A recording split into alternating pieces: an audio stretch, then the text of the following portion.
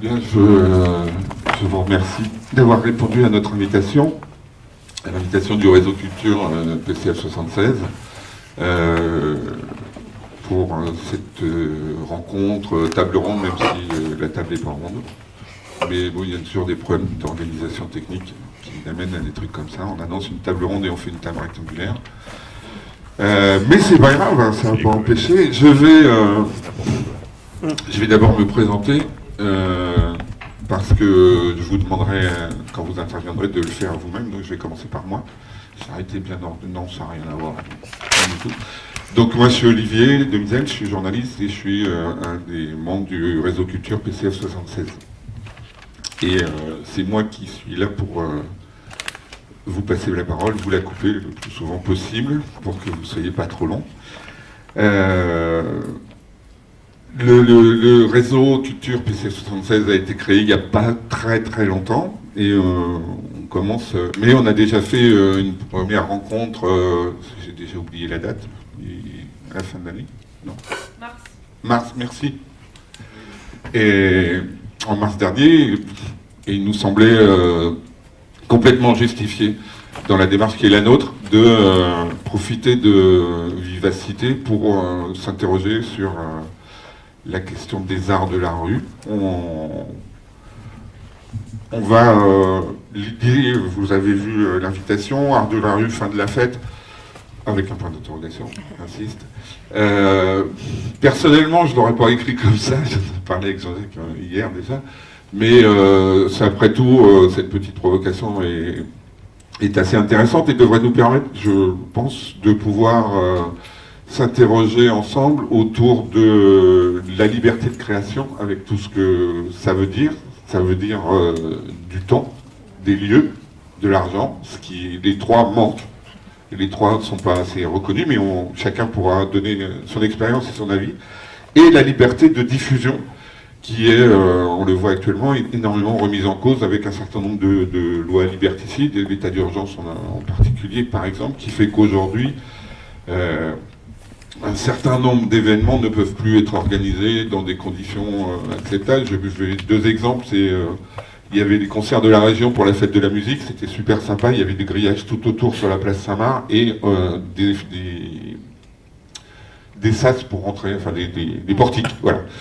C'est vachement festif, ça améliore le truc. Voilà, il y a ça. Il y a, pour prendre quelque chose qui n'a rien à voir avec la culture, quoique, organiser une fan zone dans le cadre de la Coupe du Monde de foot, c'est impossible. Il n'y a pas un maire qui peut s'y coller, tellement c'est difficile de le faire, sauf à le faire dans des lieux fermés, ce qui est vachement festif, encore une fois. Donc voilà, il y a tout ça, et puis après, il y a l'appropriation de la rue. Il y a toutes ces questions-là dont on pourra reparler. Donc, on a invité avec nous Amélie Clément, qui est présidente de la Fédération régionale des arts de la rue, que je remercie d'être là. Jean-Jacques Barret, qui est membre du collectif national pour la culture du PCF, et Jean Ding, ancien président de Hors-les-Murs, mais ils se présenteront tous beaucoup mieux que je le ferai. Moi, président fondateur. Président fondateur. Il faut supprimer le mot président. D'accord, bon, fondateur alors. D'accord, fondateur. Mais pour tout le monde. Il y en a où il faudrait. Il y a plus de président, il n'y a que des porteurs d'idées et des gens qui construisent. Ce sont des constructeurs, pas des. Voilà. J'aime bien le mot. Moi, je préfère bâtisseur, mais. Oui, ben. On va se mettre d'accord là-dessus. Chacun a un mot différent. Hein. Donc voilà, en discutant hier, on s'était dit que finalement, plutôt que de délivrer un discours, on attendrait de vous donniez votre avis d'abord et qu'ensuite nos invités pourraient intervenir et donner leur point de vue. Est-ce que ça vous convient? Est-ce que vous êtes prêts à faire le plus difficile, c'est parler en premier. En même temps, j'ai déjà parlé avant, hein, donc... Ça vous tente pas? En fait, on commence par le débat. Voilà, et on finira par une introduction Voilà. courte. Et bref. Et brève. Ça vous tente pas? Si, si. On peut se dire que par rapport à Ah, un voilà. festival comme Aurillac, où il y a des fouilles un peu partout, des barrières et ça nous fait venir, cette ville est plus... Ouais, c'est pour l'enregistrement. Oui. Ouais, ok. Donc, oups là, Florian Gabert. Petite question, on peut se dire que par rapport à Aurillac, où il y a des fouilles de sacs, il y a des barrières et un peu partout, des gros blocs de béton, finalement, cette ville est plus ou moins protégée. Qu'est-ce que vous en pensez? On va faire tourner... Oui, il faut tourner, oui. Ouais, non, c'est... Oui, on peut, mais on n'a pas de serviette. Les casquettes.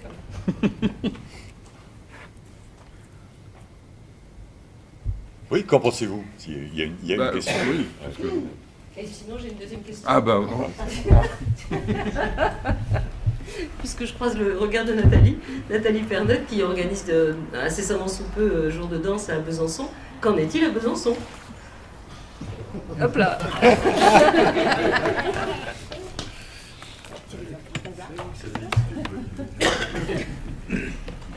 Alors moi je sais pas si je m'habitue ou si effectivement à cette ville il y a quelque chose d'assez léger, mais je me rends pas compte à circuler ou voire même à danser deux spectacles à deux endroits différents de cette ville, une intense activité de sécurité. Voilà, en tout cas. Bon, effectivement, il y a des barrières vauban, mais enfin, il y en avait avant, enfin, il y en a toujours eu, une ou deux, puis encore, ça n'empêche personne de passer, ni les voitures, puisque les barrières sont déplacées, ni les piétons. Bon, il y a des gens qui sont là, qui attendent, mais il n'y a pas de fouille, enfin, il n'y a pas de... Voilà, il n'y a pas... Ça reste relativement léger. Après, il y a bien des plots de béton ici ou là dans la ville, mais je ne sais pas s'ils sont antérieurs aux événements, comme on dit, ou s'ils sont postérieurs, ou ils sont là pour empêcher des voitures de foncer dans les parkings de résidences, enfin HLM, parce que j'en ai vu là au passage entre Garibaldi et ici en marchant. Je sais pas, voilà. On remarque ces choses-là plus parce qu'il y a tout un contexte. Alors, après, nous à Besançon, on a... Alors c'est peut-être la géographie de la ville qui le veut, mais en fait, on fait attention. La seule chose qu'on fait maintenant, c'est faire attention aux endroits où on joue pour éviter d'être obligé de mettre des plots de béton, d'arrêter les circulations, de mettre des vigiles de partout. Donc on a un petit budget supplémentaire qui est lié au fait de faire attention. Alors il y a 2 ou 3 personnes qui sont là sur des endroits comme celui du bal, où il y a 500 personnes à la fin, c'est un endroit plus ou moins clos. Donc là, on est dans l'obligation de faire ouvrir les sacs. Et les gens jettent un œil dedans. C'est bien que ça ne sert à rien, mais en tout cas, voilà. Mais pour tout le reste, en fait, il n'y a pas du tout d'obligation de mettre des voitures, des plots de béton. Voilà. Mais effectivement, on oriente davantage nos choix de lieux aujourd'hui vers ces endroits un peu protégés, tout en étant ouverts, en plein centre-ville, qui nous permettent d'être tranquilles et de pas faire du tout sécuritaire.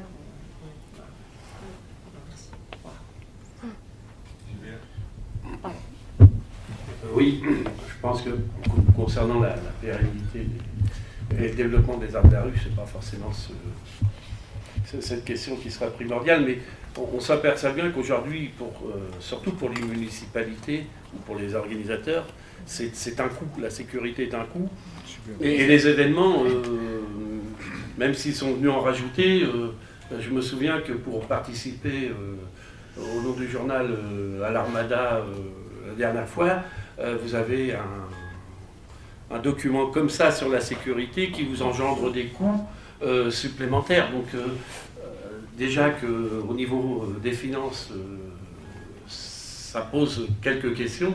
Si on rajoute encore ce genre de dépenses aux municipalités, aux organisateurs, c'est sûr que ça freine beaucoup le développement. Donc je pense que voilà, qu'il y a une volonté de tous, en tout cas d'ouvrir le parapluie, comme on dit, et qu'à un moment donné, va bien falloir discuter quand même de la question, en tout cas de la question financière, de la prise en charge de ces coûts. Parce que quand les coûts de la sécurité atteignent presque le coût du spectacle, ça pose véritablement une question. Je pense que c'est ça l'important.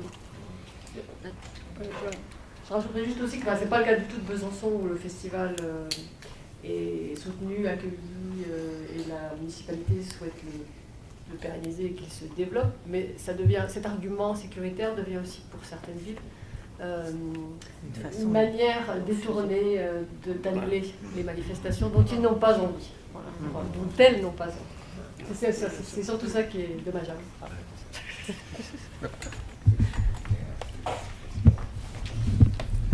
Oui, bonjour, Patrick, Isabelle, moi je suis un simple, avec mon épouse, festivalier. Ça fait plusieurs fois qu'on vient à Vivacité. Et notre souvenir d'Aurillac remonte d'avant les fameux événements dont on connaît. On en parlait hier en revenant à Sotteville-lès-Rouen. Et quand même, nous, on ressent...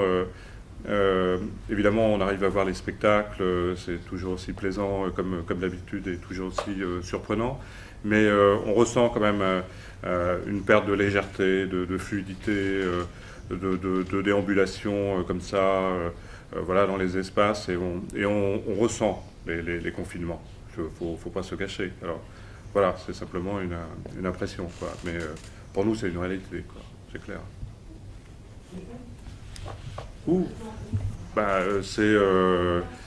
Voilà, les espaces sont délimités. Je me souviens de spectacles que l'on rencontrait au fil des déambulations. Vers la gare.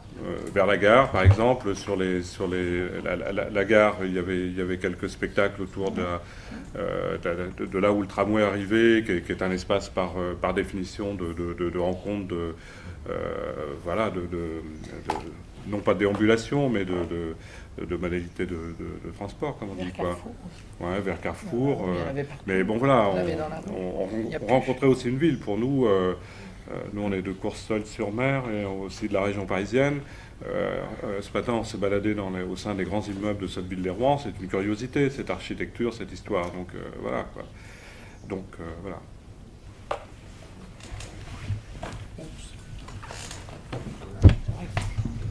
Voilà, moi, donc, juste une petite question, enfin, réflexion, hein, puisqu'on est là-dedans.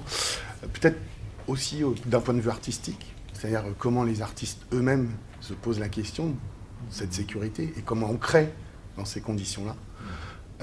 Ça m'interroge beaucoup parce que du coup, je ne peux pas m'empêcher de penser à ces gens,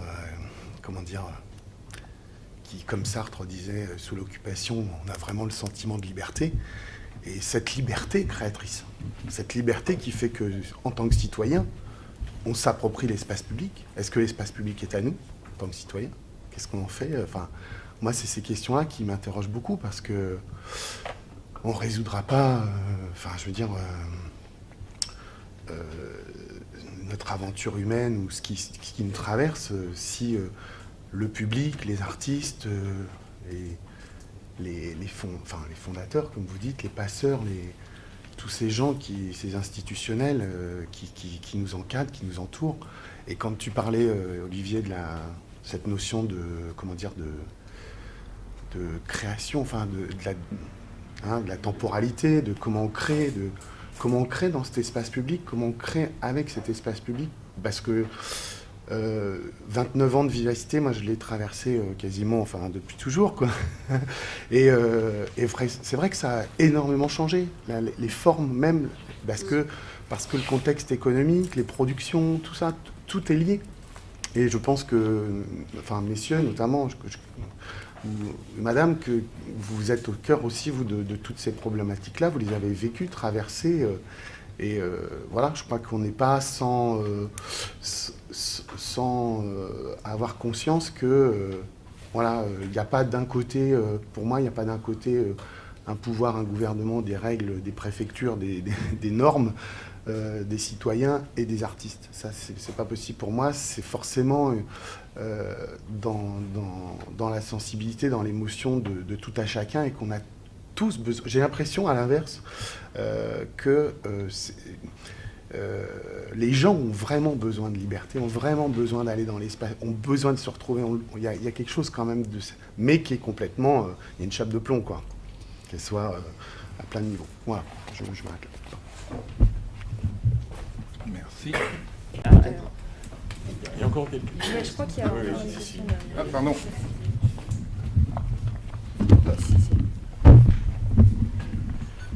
Je partage complètement ce que vient de dire Virginie Demizet.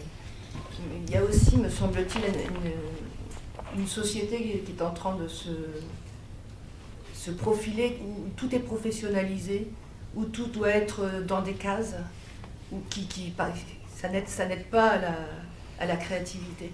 Et aussi le refermement sur soi. Alors oui, on a tous besoin d'aller vers l'autre, mais en même temps, tout participe à nous opposer ou à nous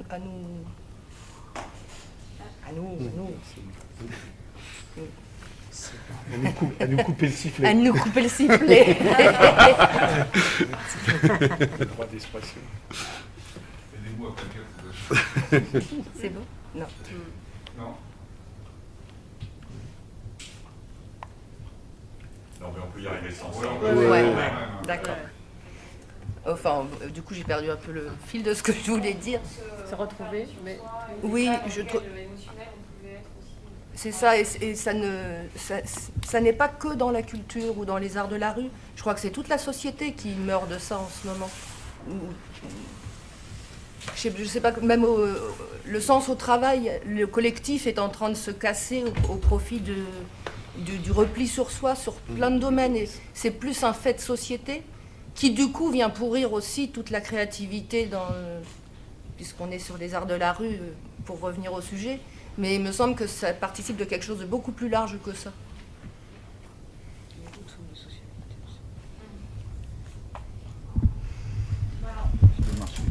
Oui, mais sauf si vous voulez vraiment que je prenne le micro, mais sinon, Non, c'est bon. je peux faire comme ça aussi. Oh, pardon, le j'ai papier. caché le... Oui, non, Ah, ça bon. Alors, bon, du coup, il y a beaucoup de choses.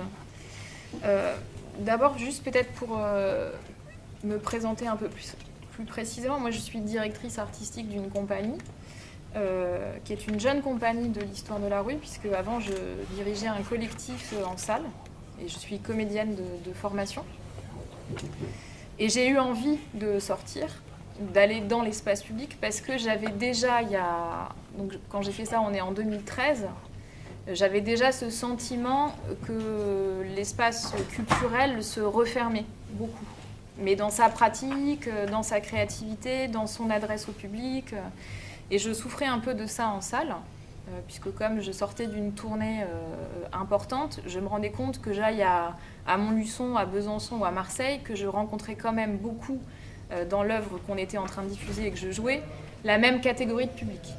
La même classe sociale, pour être très clair et nommer les choses, à peu près les mêmes tranches d'âge. Et j'avais des rencontres extrêmement intéressantes, mais du coup presque communautaristes. Et j'avais envie de sortir de ça et de voir si le poème qui était le mien pouvait s'adresser à un public plus large. Et j'avais aussi envie de confronter artistiquement une plastique, c'est-à-dire un travail formel, en relation avec l'architecture, l'urbanisation, qui m'interrogeait beaucoup. Donc du coup, j'ai pas tellement connu la rue avant, c'est ça que je veux dire. Donc j'ai connu la rue dans ce moment de mutation déjà qui s'amorçait et dont les questions commençaient à se poser avant les attentats qui vont mettre en place la loi de sûreté. Maintenant, ce que je sais, c'est que, par exemple, je reprenais hier, mais étant membre du conseil d'administration de la Fédération nationale, j'ai un compte-rendu là d'une rencontre avec un monsieur que je ne connaissais pas, qui s'appelle Pascal Bolo, qui est le directeur de la protection et de la sécurité de l'État, et qui dit ceci, qui va tout de suite poser la question financière, qui dit « l'appréciation souveraine est celle du préfet », ce qui explique qu'on ait parfois des situations extrêmement différentes d'une ville à une autre. Première chose. Ensuite, il dit « les organisateurs sont également responsables de la sécurité du public, c'est pourquoi il faut partager les coûts et arrêter de parler de surcoûts ». Alors, bon, c'est assez clair en même temps, moi je trouve. Voilà, c'est posé. Ce qui a été relevé, notamment par d'autres organismes que les Arts de la rue, puisqu'on pourrait parler des musiques, qui sont aussi des gens qui travaillent sur des festivals en espace public, même si une partie d'entre eux vont barriérer déjà la zone pour des questions tarifaires qui nous diffèrent beaucoup de ce type de pratique en art de rue, puisqu'on défend la gratuité et l'accès du public. Donc le CNV, qui est le Centre national de la chanson, des variétés et du jazz, a fait quand même une enquête qui est intéressante et qui raconte qu'aujourd'hui, donc c'est une enquête qui est en cours et qui n'est pas terminée, mais aujourd'hui, quand on fait cette rencontre en mars 2018, on constate qu'il y a eu quand même une augmentation de 42% des coûts sur la sécurité, imputés par les festivals. Donc c'est pas rien, 42%. On sait que cette sécurité, elle passe par des sociétés privées. Voilà, donc ça pose des questions d'organisation et de forme, et notamment dans un projet qu'a lancé l'État, qui est celui du criblage. C'est-à-dire, on va cibler si vraiment les gens qui garantissent notre sécurité sont fiables, en fait. Et dans les sociétés de sécurité privées, ce travail n'est pas fait, en fait. C'est très compliqué à mettre en œuvre, il y a beaucoup de monde. Voilà. Bon, donc c'est vrai que l'ensemble des pratiques, quand même, notent que la question financière va être problématique. Et il y a des endroits, des festivals, où certaines collectivités, communes, vont se servir de ce prétexte financier pour arrêter un événement qu'elles ne souhaitent pas maintenir. Et puis, il y a des communes qui aimeraient le maintenir, je pense à des zones rurales, par exemple, et qui vont se retrouver sur ce qu'on va appeler les grands formats, au-delà de 2000 à 3000 personnes, dans de vraies difficultés, puisqu'il y a un niveau, quoi. Et ça peut imputer sur la question de l'artistique et de la forme. Aujourd'hui, proposer un grand format en espace public, ça a toujours été quelque chose d'un peu compliqué à mettre en œuvre artistiquement, mais alors là, ça devient, quand on arrive au moment du rendez-vous avec le préventionniste qui vient garantir que ce soit possible et réalisable, la liste, la to-do list comme on dit, est tellement longue qu'elle peut en effrayer effectivement plus d'un. Et elle a un coût financier important, même si on met en place des mesures compensatoires. Ces mesures compensatoires, c'est souvent de l'humain. Et du coup, cet humain, il est rémunéré, il a un coût, et voilà. Donc ça, c'est sûr que ça vient travailler sur les formes que vous voyez, et aussi auprès des programmateurs, sur les endroits dans lesquels ils vont positionner les spectacles. Parce qu'ils vont essayer d'y répondre en limitant les coûts. Donc on va prendre des espaces qui sont un peu plus clos, qui en soi, par l'architecture, vont faire un espace un peu sécurisé, de petits parcs, voilà, on le sent un peu. Moi, c'est vrai que quand je suis arrivée, je me suis dit aussi que Sotteville était assez discrète sur cette gestion de la sécurité. Bon, même s'il y a quand même des barrières de camions, qui est presque une... Moi, j'ai cru que c'était un spectacle. Je me suis dit, il y a un spectacle de camions. Et en fait, non, pas du tout. C'est les mecs de la ville, là. Donc, c'est bon... Voilà, bon, c'est vrai, on sent ça. Donc, ils ont pris cette solution que je trouve intéressante, en fait. Ça me donne presque envie de me servir du support du camion pour faire des trucs et mettre de l'art dessus et me dire, bon, bah voilà. Un vieux rêve de Crespin, ça. Voilà. Ah oui ? Oui. Ça m'étonne pas de lui en même temps. Et puis, moi, j'ai une ville, donc on est implanté sur Caen, où nous, les plots, comme ça avait un coût important de les amener, de les retirer pendant l'événement, ils restent en permanence dans la ville. Donc là, j'ai une ville à plots, mais il y en a vraiment beaucoup. Et donc, ils ont fait un appel à projet qui pose question. Donc, aux street arters, en disant « Ok, c'est moche, on est d'accord avec vous. » Parce que l'opinion publique n'était pas contente de voir ces plots partout pour les soldes, parce qu'il y a de la foule, pour le marché de Noël. Il y a vraiment beaucoup de plots, quoi. Ça pousse un peu partout. C'est pareil. Quelle est la société qui vend les plots, je me demande. Mais c'est rentable. C'est un complot. Donc, ils ont fait un appel à projet ça marche aussi. Aux street arters en leur disant « Ok, d'accord, c'est pas beau, mais faites de l'art dessus gratuitement sans être rémunéré. Emparez-vous de cette surface bétonnée, carrée, au sol, pour nous proposer quelque chose. » Voilà. Et on n'appellera pas les flics. Et voilà. Mais par contre, Ça, votre salaire. Mais ça va plus loin parce que votre dessin est assujetti à l'autorité de la ville. Vous ne pouvez pas écrire fuck le maire, quoi. Ils sont pas d'accord, ils vont le nettoyer quand même. Mais donc, il faut que ce soit de couleur flashy, parce qu'il faut que ça puisse se voir dans le noir. Il ne faut pas que ce soit discriminatoire. Bon, c'est gratuit. Mais ça, quand on leur a dit, mais bon, la gratuité quand même, c'est bien, mais en fait, ça peut être un métier, puis ça pose des questions dans la manière dont vous présentez votre appel à projet. on nous a dit, bon, oui, mais en même temps, ça vous valorise. C'est-à-dire que les gens qui ne vous connaissent pas, du coup, vont voir votre signature sur les plots. Ok. Donc, quand on rappelle le rapport des street arters avec un espace urbain, avec la ville, on se dit, on est quand même au paroxysme. Il y a un truc assez ubuesque, en fait, là-dedans.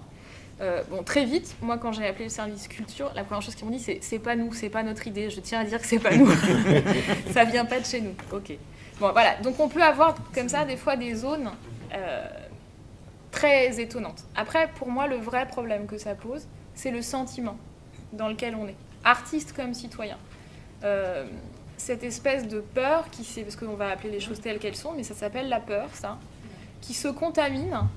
Et quand du coup la proposition artistique, parce qu'elle est contrainte par des principes de sécurité, de barrières, de plots, de vigilance, de mecs qu'on voit avec des gros brassards, qui soient en treillis, ou qui soient tout rouge et noir, ou qui soient tout noir, je trouve que ça amène, ça nous détend pas en fait. Ça amène une survigilance et ça c'est du coup, quand on travaille sur le sensible dans la relation au public, pour moi, dans l'espace public, c'est déjà compliqué, au sens où quelqu'un qui passe, qui n'avait pas forcément prévu de voir ce spectacle, qui n'est pas prêt à entendre ces choses-là, qui n'est pas prêt à... Mais il faut l'emmener, il faut l'accompagner, il faut travailler ensemble, il faut avoir envie de dialoguer. Et quand en plus ce dialogue, il est surveillé, je dirais que voilà, si on fait une métaphore, la rencontre amoureuse avec quelqu'un qui tient la chandelle, c'est quand même un peu moins simple. Maintenant, c'est comment aussi on arrive à inventer autour de ça et justement à détourner cette contrainte, puisqu'en fait, moi j'ai le sentiment que mon métier c'est de ne faire que ça, de jouer avec les contraintes et de réactiver de la liberté dedans. Donc comment je peux faire, qu'est-ce que je vais venir stimuler, mais quand même c'est quelque chose que je ressens. Et aussi parce que j'ai fait un travail à partir de collectage de récits des gens, et que je vois bien la différence entre le moment où j'ai commencé en 2013 et l'année où je termine en 2017. J'ai une question, puisque c'est un entretien qui est basé sur Marguerite Duras, un travail qu'elle avait mené pour France Culture. J'ai repris les questions, et il y a une question qui est comment il va le monde ? Eh bien, vraiment, si je collectais toutes les réponses des 80 personnes que j'ai rencontrées, moi, c'est ce qui m'a le plus troublée, en fait, dans ces 4 ans-là que j'ai traversés. C'est-à-dire que la réponse, mais j'ai interrogé des gens très jeunes, des petits, des collégiens, des gens âgés, et quand je vois des collégiens qui me disent je vais faire l'armée, il faut qu'on fasse quelque chose, parce qu'on ne peut pas rester dans cet état de peur, parce que mon père, il a peur, parce que... C'est cette parole-là, moi, qui m'inquiète et dans laquelle je me dis, ok, comment nous, artistes de l'espace public, on réamène des zones où simplement on rappelle que d'abord, aujourd'hui, on a plus de chances de mourir d'un accident de voiture que d'un attentat en France. Il faut être un peu pragmatique. Donc ça va, en fait. Même si c'est extrêmement traumatisant à chaque fois que ça se produit, bien entendu, et que c'est dramatique, ça ne change rien au constat, mais c'est une réalité. Et ensuite, comment on fait en tant qu'artiste pour leur dire, en fait, être ensemble dans un espace public, c'est peut-être la plus belle réponse qu'on puisse avoir et partager. Donc, il y a des choses, forcément, je pense que ça, qu'on le veuille ou non en tant qu'artiste, et comme n'importe quel citoyen, ça nous travaille beaucoup de l'intérieur. Et comment on se positionne avec ça ? Il y a des compagnies qui vont être dans des zones de confrontation très fortes, de militantisme et de revendication, d'autres qui vont avoir des poèmes plus doux, parce qu'on a le sentiment qu'il faut plus de douceur et d'attention les uns avec les autres. Voilà, chacun va avoir sa forme de réponse, et ça lui appartient pleinement. Moi, ce qui m'impute beaucoup, c'est de dire qu'il faut que les citoyens comme les artistes, on soit extrêmement vigilants à ce que ça raconte juridiquement. Et pour moi, il y a une confrontation de loi entre la loi LCAP, qui est la liberté de création, voilà, qui nous appartient, et en même temps les lois de sûreté. Et là, quand même, il y a juridiquement quelque chose qui n'est quasiment pas perceptible, en fait, par le citoyen, et qui soulève des problématiques de fond sur comment, du coup, on peut être contrôlé ou pas, ou assujetti à la loi. Et ça, c'est un endroit... Quand en fait, on a fait que l'état d'urgence a basculé et qu'il est devenu légiféré, ça n'a pas réagi, en fait. Les citoyens n'ont pas réagi. Mais parce que c'est difficilement lisible, d'abord, cet impact-là, alors qu'il est crucial.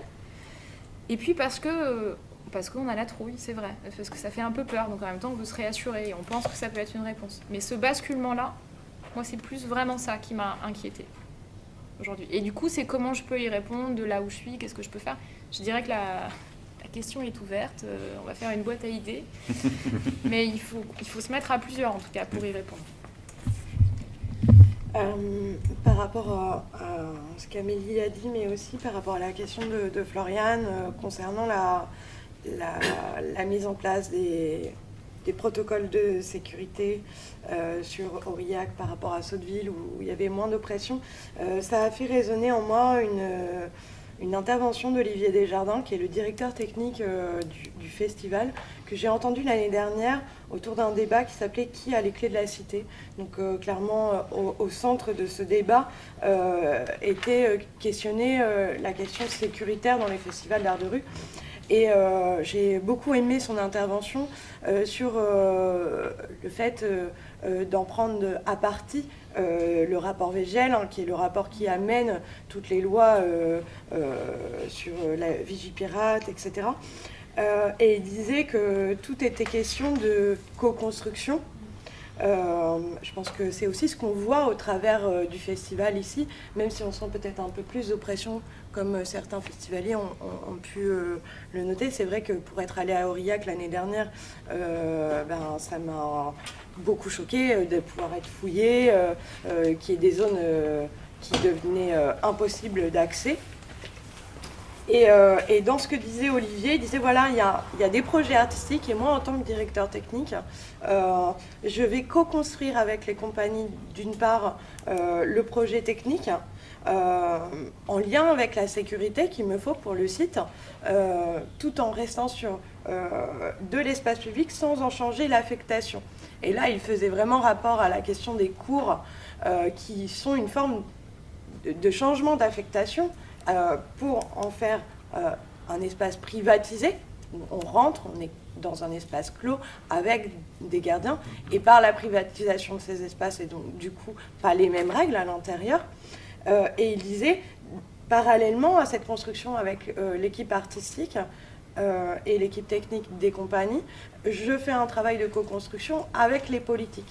Aujourd'hui, à Sotteville, je ne sais pas ce qu'il en est pour d'autres villes, mais ce qu'il nous expliquait, c'est que le travail de fond sur la sécurité dans la ville est fait main dans la main avec la préfecture, avec le responsable de la sûreté qui existe dans toutes les préfectures, et que c'est un travail de longue haleine avec les services de la ville. Quand, Amélie, tu fais rapport des fameux camions, c'est des choses qu'ils ont vues auparavant ensemble pour pouvoir éviter le barriérage ERAS, c'est les hauts barriérages, et donc du coup qui peuvent être vite oppressants. Et j'ai trouvé que tout ça a été dit en toute intelligence, de toute cette négociation et cette co-construction. Donc il parlait de la co-construction avec les politiques, avec les artistes et les équipes techniques artistiques, et avec les usagers des lieux, c'est-à-dire de communiquer. Et finalement, il en revenait à cette question de est-ce que nous savons encore communiquer entre nous? Et voilà, tout ça pour dire que ça résonnait en moi, cette rencontre avec Olivier Desjardins, qui serait mieux en parler. Jean-Jacques oui. Si tu veux rebondir, on vient de... Moi, je ne peux pas rebondir. J'aime bien courir, pas rebondir. Voilà. J'ai fait un petit tableau que j'ai donné au Frénois et que j'ai fait à la Biennale de Dakar il y a 3 semaines, car on parle très très peu de la diversité qui vient d'ailleurs. Et la France, sans l'ailleurs, on ne peut pas en parler. Et j'ai fait un tableau que je vais mettre sur Internet qui s'appelle « Nous sommes tous des nomades, supprimons le mot « émigré ». Il faut supprimer le mot « émigré » pour que la France construise autrement. Voilà. Là, il n'y a pas beaucoup d'Africains, il n'y a pas beaucoup de Chinois, il n'y a pas beaucoup dans notre rendez-vous. Donc, nous sommes tous des nomades. Voilà. Ça, c'est la première chose. La deuxième, c'est que aujourd'hui, chaque année, c'est un nouveau mai 68. Voilà. Parce qu'on n'a plus besoin d'aller faire dans la rue, mais avec les Internet, avec d'autres modes de communication de la société, on se réinvente autrement cette diversité étonnante. Et puis moi, j'ai jamais aimé le mot rue. Pas la morue, le mot rue.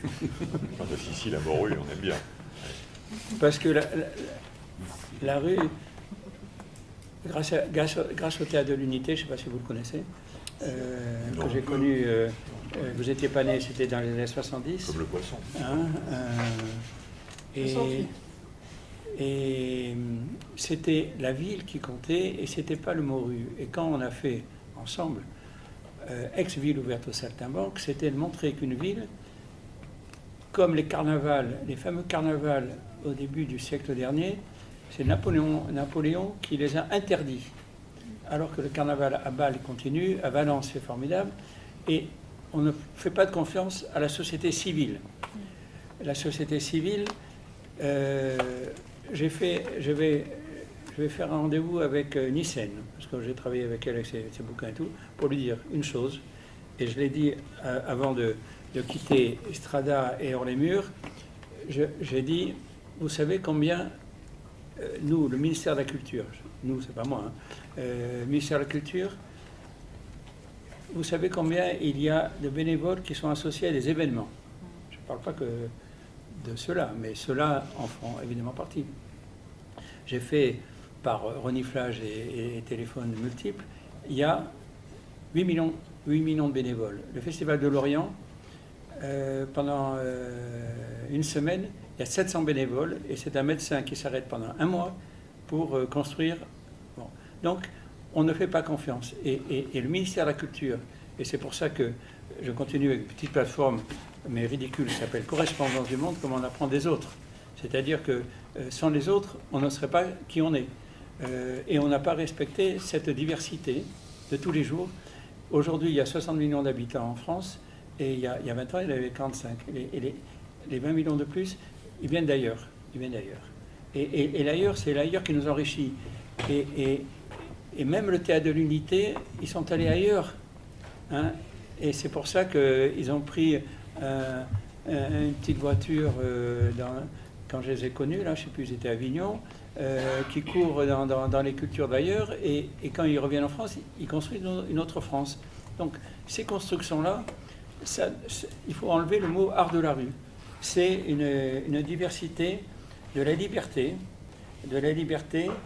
et plein de rendez-vous. Moi, je ne vais pas parler de mon passé, je parle plutôt de mon futur, parce que je suis grand-père. Je fais confiance à mes petits-enfants. Hein. Et donc, le futur, c'est dans des thématiques qui sont pas le mot théâtre de rue, ni festival de danse, ni... Hein. Depuis qu'il y a les fêtes de la musique, une journée par an, il y a la fête de la musique. Et moi, je vous parle de ce qui m'a marqué, je ne parle pas de ce que j'ai fait, parce que ça n'intéresse que j'en digne. Hein. Voilà. Quand j'allais à Paris, en étant à Aix-en-Provence, la chance d'avoir un lieu et de pouvoir inventer des choses en partenariat,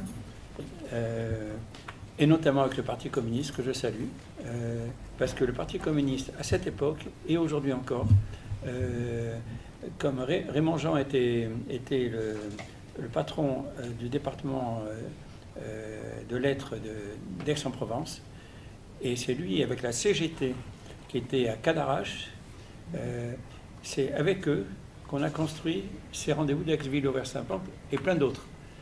Et je respecte beaucoup le Parti communiste, beaucoup plus que le Parti socialiste. J'ai animé bénévolement un lieu qui s'appelait le Musée de Montparnasse, où j'ai hébergé la promotion Voltaire de Hollande. Ouais. Ils ne connaissaient rien de la diversité. J'ai offert ma petite carte de visite. Elle s'appelle Jandine, président fondateur correspondant du Monde, parce que le monde, tout le monde là, on est tous président fondateur correspondant du Monde. Hein. Et ami du Parti communiste pour la culture. Voilà. Donc, si vous en voulez, je vous en laisse quelques-unes. Hein, parce que il y a une qualité des élus, comme Jacques Ralit, moi, Aubervilliers, comme quand on avait fait le club des villes à l'époque de la fac, quand Métro me demande, j'ai dit non, on ne va pas travailler avec les institutions parisiennes, on va travailler avec les villes et les sociétés civiles. Faisons une ONG et pas une administration. Donc je crois qu'il faut qu'on revienne à cette culture de l'ONG. Et l'ONG, c'est pour ça que je ne vais pas raconter mon itinéraire, parce que j'oublie tout. et d'autre part que je continue à écouter la diversité des autres. Et je fais 3 livres d'entretien. Floriane Gabert m'a aidé au départ et elle m'a pas oublié. On va voir comment on va construire encore. Correspondant du monde, 50 plateformes qui construisent avec l'ailleurs. Alors, je le cite souvent, vous connaissez tous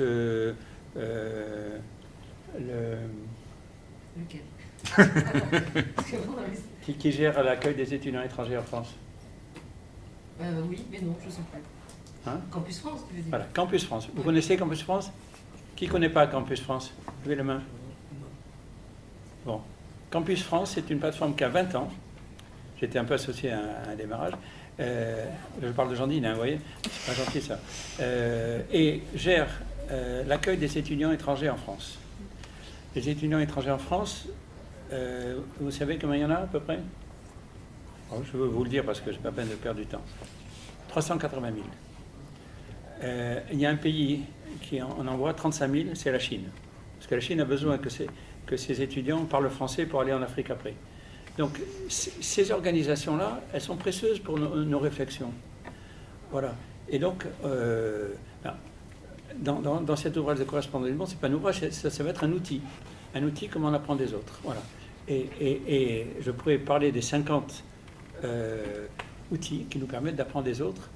Des choses, quelquefois, qui sont d'une grande modestie, comme l'Observatoire de la diversité qui est au Lila, comme je pourrais les citer. Mais je donnerai à mon ami qui accepte toutes mes bêtises la liste.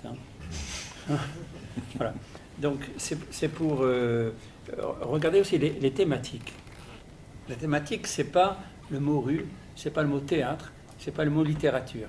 C'est des thématiques qui sont aussi en mouvement et qu'il faut construire, parce que j'étais très impressionné, j'avais pas fini ma première phrase, vous voyez, j'ai pas une très bonne mémoire. Quand avec Ex-Ville-Saint-Amand, moi je vais courir partout pour apprendre des autres, et j'ai la chance d'être pendant 7 ans en Italie, et avec ce petit magazine, tout le monde y a participé, mais je mets un D de plus à la rue. Hein. Le mot italien c'est strada, et un D de plus. La rue, il faut mettre, la ruée, il faut mettre un autre mot que rue, au sens académique du terme. Hein. Parce que le trottoir est plus important que la rue. Je ne vais pas vous faire la liste des espaces publics ou des espaces privés qui deviennent publics, ou de la diversité.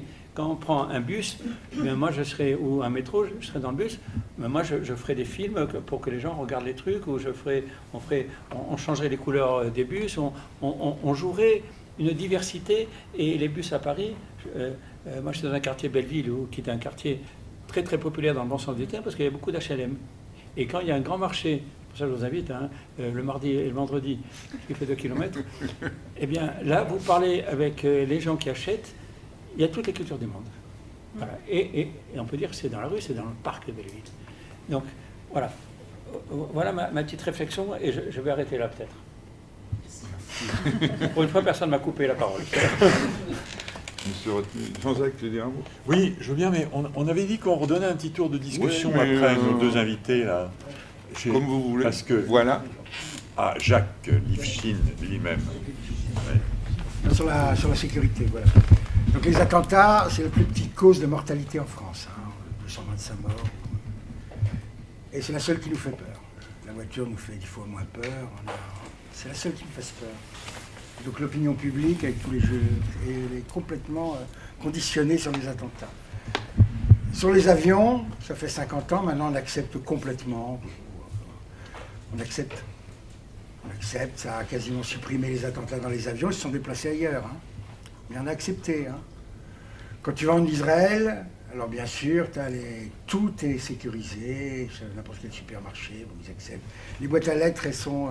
tu ne peux même pas glisser un billet dans une boîte à lettres, tu peux juste glisser, voilà, etc. Voilà. Et donc en France, ils nous font... Ça y est, enfin... Moi j'ai vu à Aurillac que l'opinion publique, elle était pour la sécurité. J'ai senti, à part les gens comme nous, un peu anarchistes, tout ça, libertaires, on est absolument contre, mais les gens d'Aurillac sont contents.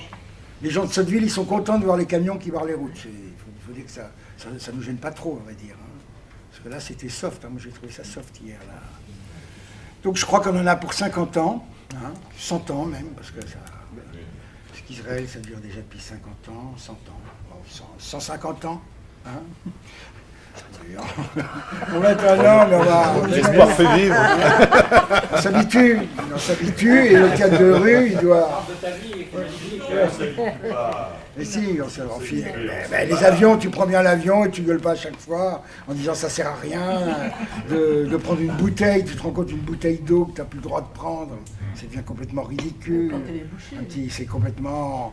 Mais moi j'ai prouvé qu'Aurillac ça servait absolument à rien, j'ai dit que le matin, je voulais le faire, ça mais je l'ai pas fait. Le matin je voulais faire une grosse explosion à Aurillac, montrer qu'on peut rentrer n'importe quel artifice, faire croire un grand attentat. Pour montrer que c'était complètement inefficace la sécurité, qu'elle était inefficace partout. Où est-ce que j'étais dans Paris, tu as des endroits, tu as des masses de population, tu peux pas gérer ça. C'est un peu dommage que tu l'aies dit, parce que maintenant tu ne peux plus le faire. Mais non, mais ils le disent que de toute façon, tout le monde sait que ça ne sert à rien, mais psychologiquement, les gens aiment ça, j'y peux rien, moi. Donc il faudrait, nous, qu'on travaille l'opinion publique en disant vous ne risquez rien. Vous avez quasiment aucun risque de mourir dans un attentat. On a calculé le risque, il est quasiment aucun risque. Il faut vraiment se mettre dans des zones très dangereuses, mais je ne sais même pas où c'est. Si je voulais mourir dans un attentat demain, j'y arriverais pas. Hein, je n'y arriverai pas, je chercherai. On va t'aider, on va t'aider. J'arriverai pas. Non, je dis juste, moi j'ai peur qu'on perde beaucoup de force dans cette bataille. Moi je dis, un saltimbanque qui ne gagne jamais contre une administration. Moi je me suis battu contre des mairies, on n'a jamais gagné.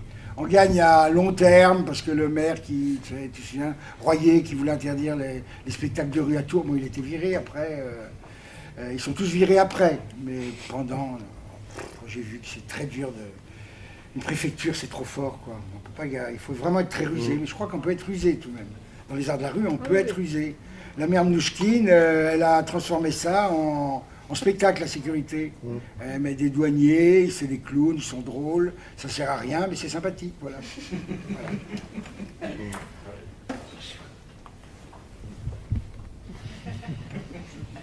Attendez, sécurité. C'est vrai qu'il y a quand même la dérision aussi, elle marche. Enfin, je suis d'accord de dire que le public est rassuré par les démarches de sécurité. C'est ça qui est flippant pour moi. C'est que les gens soient rassurés, que les gens laissent passer les choses. Donc il faut faire prendre conscience. Déjà, il y a un peu de pédagogie à faire, je pense, là-dessus.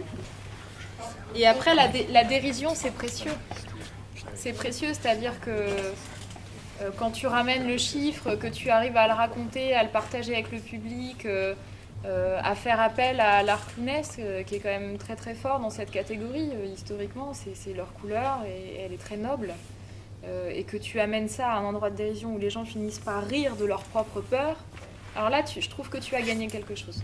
C'est des micro-mouvements, c'est tout petit, mais accumulé, voilà, c'est un peu le colibri, quoi. Mais il y a quelque chose qui fonctionne, il y a quelque chose à déplacer.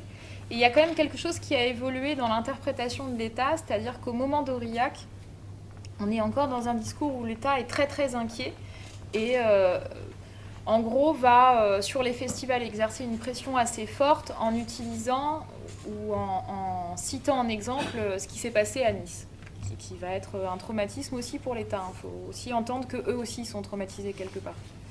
Et ils répondent avec leurs moyens, leur intelligence et leur vision.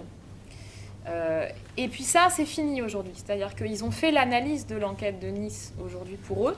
Alors ils en disent ce qu'ils en veulent dans les médias, mais en interne, les gens que nous on rencontre, clairement, il est plus cité aujourd'hui, ce drame. Il est mis à part un peu. Et puis, on est devenu, alors ça a changé, et c'est vrai qu'aujourd'hui l'État entend, et c'est eux qui le disent, qu'en fait on n'est pas forcément une cible non plus, les espaces culturels de rassemblement, contrairement à ce qu'ils ont pu croire au début. On est devenu ce qu'ils appellent des cibles molles. C'est leur terminologie, hein, donc voilà. Mais on est des cibles molles, et pour eux les cibles fortes, c'est la représentation de l'État. Donc là où c'est compliqué dans la communication et le dialogue, c'est quand l'État lui-même perd pied avec la raison. Et là, ça dépend des gens et des relations. Et des fois, il faut beaucoup de temps. Mais c'est vrai qu'on peut avoir des conversations avec des gens, des représentants de l'État, qui vont avoir une certaine souplesse et avec qui, du coup, on arrive à co-construire. Et puis, il y en a d'autres qui, eux-mêmes, ayant compris qu'ils étaient une cible, ont tellement la trouille que, du coup, là, par contre, c'est très, très dur. Et il y a des territoires où, vraiment, c'est très, très dur. Parce que dans leur analyse, ils sont devenus ce qu'ils appellent les cibles fortes et nous, les cibles molles. Donc là, il y a quelque chose qui est en train de changer. Hein. C'est assez récent, ça, cette analyse-là qu'ils font. Où du coup, fin juin, ils avaient annoncé, alors je ne crois pas qu'ils soient encore sortis, je ne l'ai pas trouvé pour le moment, ils mettent en place un fascicule, un guide pour les festivals, pour accompagner les programmateurs, les organisateurs dans ce travail-là. Et puis, il y a une chose qui est certaine et qui est fondamentalement dramatique dans ce que ça raconte, mais plus largement du corps social, et c'est ce que tu disais tout à l'heure, Jean, quand tu disais qu'il n'y a pas de confiance avec la société civile. Et ça, c'est vrai que c'est peut-être le gros combat, en tout cas la grosse cause sur laquelle il faut œuvrer ensemble, parce que ça, c'est dramatique. Dans ce que ça raconte du corps social. Ça, c'est pas bon du tout, pour moi. C'est vraiment dangereux. Et je pense qu'il faut leur faire entendre qu'il faut faire confiance aussi aux citoyens qui constituent le corps social. Et il ne faut pas basculer dans ce qu'on est en train de voir dans les autofictions qui nous faisaient beaucoup rire il y a 20 ans et qui en même temps aujourd'hui ne nous font plus tellement rire. Ce fameux truc de attentif ensemble. Où du coup, tout d'un coup, là, il y a une série que j'ai vue dernièrement mais qui m'a fait vraiment beaucoup rire, où tout le monde est à poil. Parce que du coup, comme ça, c'est transparent. Et donc tout le monde est tout nu. Et comme ça, tu peux pas avoir de bombes, de bouteilles d'eau, de machin, parce que comme tu es à poil, de toute façon, on sait pas où tu l'as mis, ta bombe. Donc ils sont tous tout nus. Et je me suis dit, bah tiens, oui, c'est pas te fouiller. Bah non, tu peux pas, parce que c'est tout nu. Donc bon. Et je me suis dit, ok, pourquoi pas, alors on va faire des festivals où on est tous tout nus, quoi. Pourquoi pas. Si ça rassure tout le monde. Oui. Oui, bah oui, non, mais bien sûr, en plus, c'est un poème en soi d'être tout nu, il n'y a aucun problème. Et ces autofictions, elles tournent à la dérision, alors que c'est vrai qu'on a tous vu ces films, cette science-fiction, qui devient de plus en plus réelle quand même. Et c'est là où ça peut être inquiétant. Et je pense qu'il faut vraiment, vraiment qu'on arrive à faire que la société civile, elle reprenne le rôle qu'elle a à jouer, la légitimité qu'elle a, et qu'on lui fasse confiance parce que c'est elle qui constitue le corps social. Elle est indispensable. Dans la société civile, il faut vraiment... je vous donne un autre exemple. Un petit peu plus fort. Un autre exemple. Vous connaissez le FICEP? Non. Bon, vous le connaîtrez dans l'ouvrage alors. Il y a 80 centres culturels étrangers en France qui sont passés à Paris et qui font un festival en septembre ou en début octobre. Ils utilisent aussi les espaces qu'ils peuvent en dehors de leur lieu. Et donc cette diversité, elle a un tel flair. D'ailleurs, je salue une bruxelloise, je ne sais pas si vous la connaissez. Du Binchoise. Hein? Binchoise. Ah bon, voilà. Bah oui, on peut pas mélanger. Donc, ce qui se joue aujourd'hui, c'est qu'il faut fonder une autre république et un autre ministère de la culture. Je n'ai pas fini ma phrase de tout à l'heure, et parce que je vais voir Nicène, parce que je l'ai connue petite, et on avait travaillé beaucoup avec son père qui faisait là-dessus, et je vais lui dire, et je l'ai dit à Azoulay, que j'aime beaucoup, qui était ministre et qui est maintenant à l'UNESCO, je lui avais dit, le ministère de la Culture, il faut que vous ayez, ce que j'ai commencé à dire tout à l'heure, pas simplement des fonctionnaires qui restent pendant 40 ans dans un même secteur, mais une ONG de société civile, dont certains d'entre vous vont faire partie, si ça marche. Ne vous inquiétez pas, j'en ferai pas partie. Hein. C'est quand on parle d'une politique du théâtre, bien, si on n'a pas des artistes et pas que des fonctionnaires, dans tous les domaines, il faut un esprit d'ONG comme Médecins sans frontières, comme tous ces ONG qui nous permettent de construire autrement. Donc la France reste avec ses administrations. Et dans la diversité de ces administrations, il y en a comme le ministère des Affaires étrangères, je peux en parler des heures, ou d'autres ministères de la jeunesse où j'étais un peu associé à un moment, ils ont tous une dimension culturelle, tous. Et il n'y a pas de lien entre ces intercultures de tous les autres ministères. Et le mot rue et le mot ville est le cœur de tous ces ministères. Et les artistes, les écrivains, les philosophes, les photographes, tous ces domaines dans lesquels vos fédérations, évidemment, jonglent avec tous ces domaines, c'est pour ça que on est là ensemble avec vous, vous tous, ben, il faut peut-être modifier cette dynamique potentielle qui n'est pas affichée pour construire quelque chose qui soit une république éclairée avec les lumières des uns et des autres. Jean-Jacques, tu veux dire un mot? Oui, oui, si vous voulez. Tu aurais pu me couper la parole quand même. Mais pourquoi? Je t'ai trouvé court et concis. Non, juste un petit mot. Parce que Olivier m'a demandé de faire un petit point sur l'historique des arts de la rue. Je sais pas, j'ai presque honte de le faire en face de Florian Gabert, du Théâtre de l'Unité, de Jean Digne, etc. Mais enfin bon, je vais m'y essayer un peu. D'abord, je voulais excuser Dominique Trichet qui a eu un gros problème de santé. On s'est parlé longuement au téléphone hier. Dominique Trichet, pour ceux d'entre vous qui ne le connaissent pas, c'est un des... bon, d'abord, c'est lui qui a fondé la FEAR, Fédération Formation Avancée Itinérante aux Arts de la Rue, sous la présidence de Michel Crespin, et Dominique en a été le premier directeur. Auparavant, il a fait 10 000 choses, il a travaillé au Festival Lauriac, il a été sociétaire du Théâtre de l'Unité, il a été plein de choses et tout ça, et c'est surtout un vieux copain. On s'est connus à la fête de l'UMA, en coulisses, dans les coulisses de la grande scène, il y a quelques décennies, je n'ai pas compris. Il faut la République des coulisses, alors. Voilà, on va dire ça, c'est un peu la République des coulisses. Alors, non, des trombones.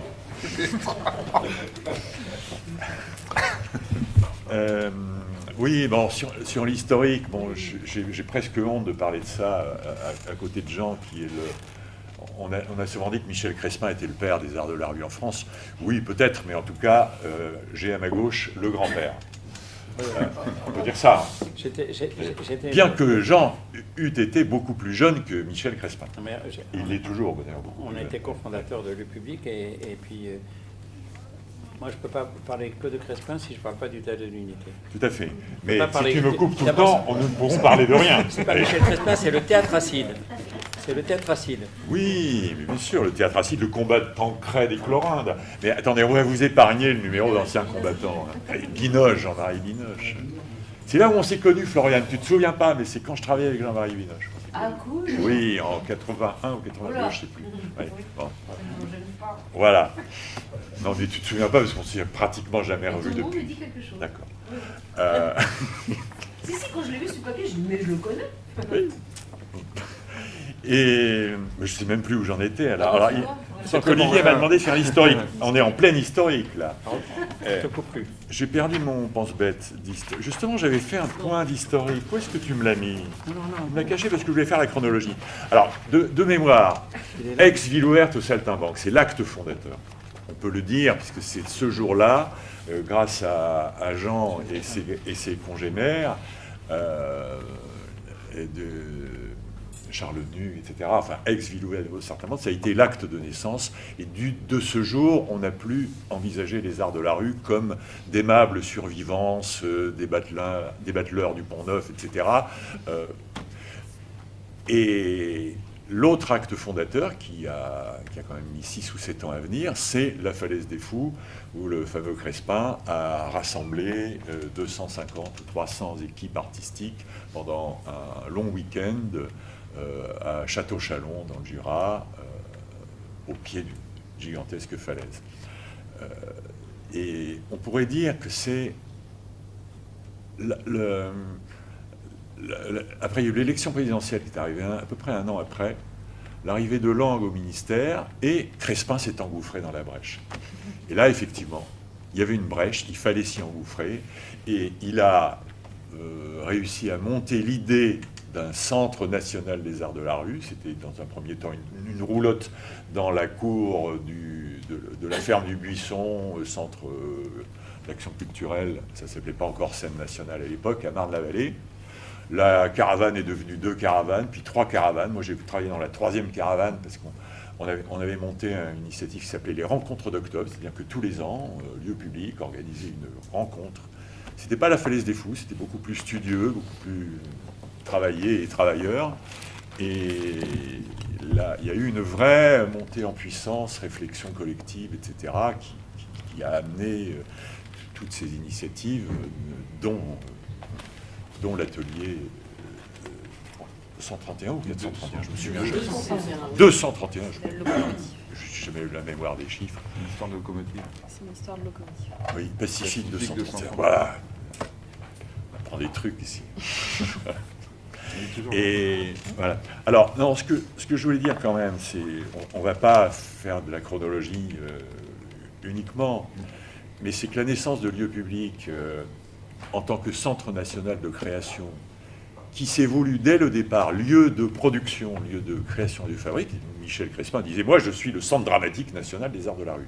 Bon, il n'en a jamais eu le label, Dieu merci, mais en même temps, ça a permis de créer toutes les initiatives que nous... Aujourd'hui, il y a combien de lieux de fabrique? 12, 15, je ne sais plus. 14. De CNAR. Pardon. Oui. Parce qu'il y a d'autres lieux de fabrique que les Oui, CNAR. Oui, je pensais au CNAR, tu as raison. Bon, il y en a 14 donc aujourd'hui, qui sont tous, comme par hasard, l'émanation de projets de terrain solides. Et voilà, bon, on pense à Aurillac, on pense à la Cité des Arts de la Rue à Marseille, on pense à l'atelier Pacifique 231, le Fourneau à Brest, etc. Je ne vais pas les énumérer, je serais incapable. Mais qui ne sont jamais sortis de rien et qui ont tous été l'aboutissement durable d'un événement éphémère. Bon, même si c'est de l'effet, comme disait Pierre-Alain Hubert, seul l'éphémère dure. Ce qui est discutable. Ça se discute. Bon, cela dit, je crois que c'est quand même très significatif qu'on ait commencé cette discussion par les questions de sécurité, les questions de sûreté, les questions de barriérage, les questions de plot, etc. C'est... C'était ce qui était écrit. Oui, tout à fait. Non, mais j'entends bien. C'est un reproche à personne. Hein. Je veux juste dire que c'est significatif de cette... J'ai pris un tract hier. Ouais.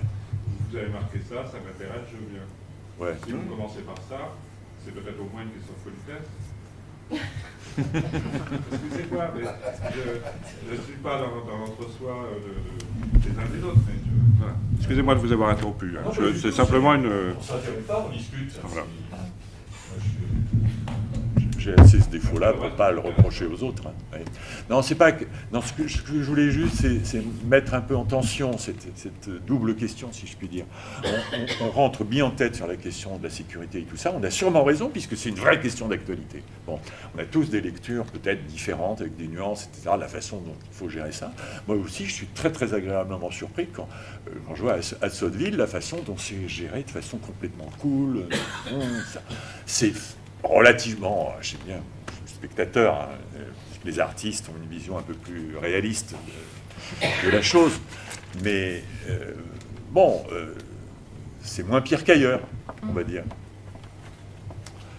Je crois qu'en fin de compte, de quoi ont-ils donc besoin? Je crois qu'on le disait hier, les artistes, en art de la rue, comme dans tous les arts, ils ont besoin de 3 choses. Ils ont besoin de temps, ils ont besoin de lieu, et ils ont besoin de pognon. Et évidemment de liberté.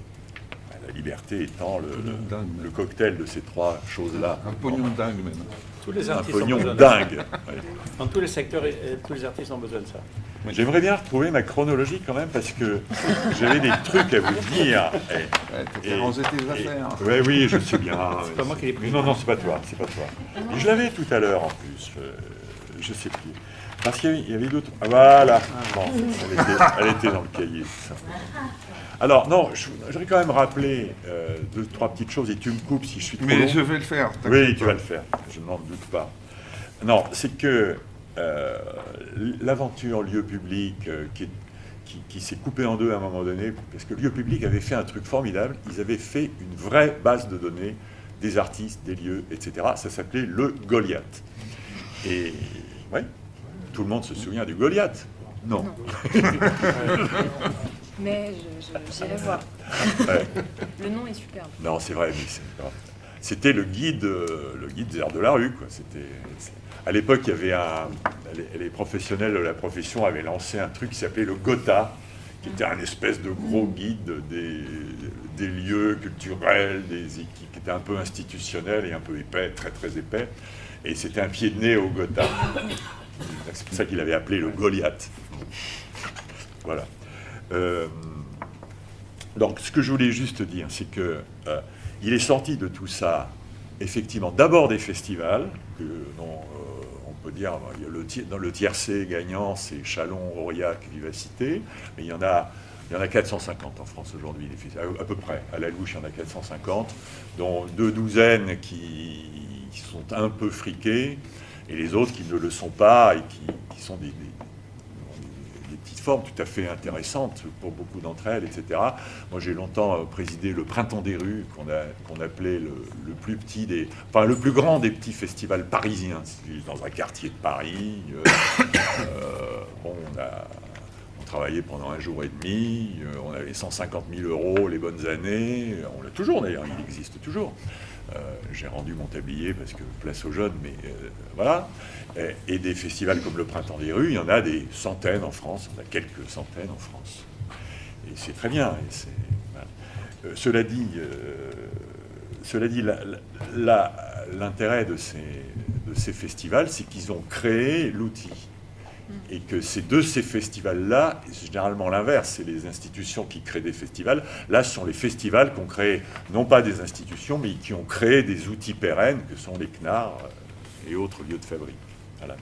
C'est un peu ça que je voulais dire, mais là, on va partir dans des choses qui échappent à qui relèvent plus du domaine de compétences d'Amélie, par exemple. Moi, je voudrais dire, par exemple, que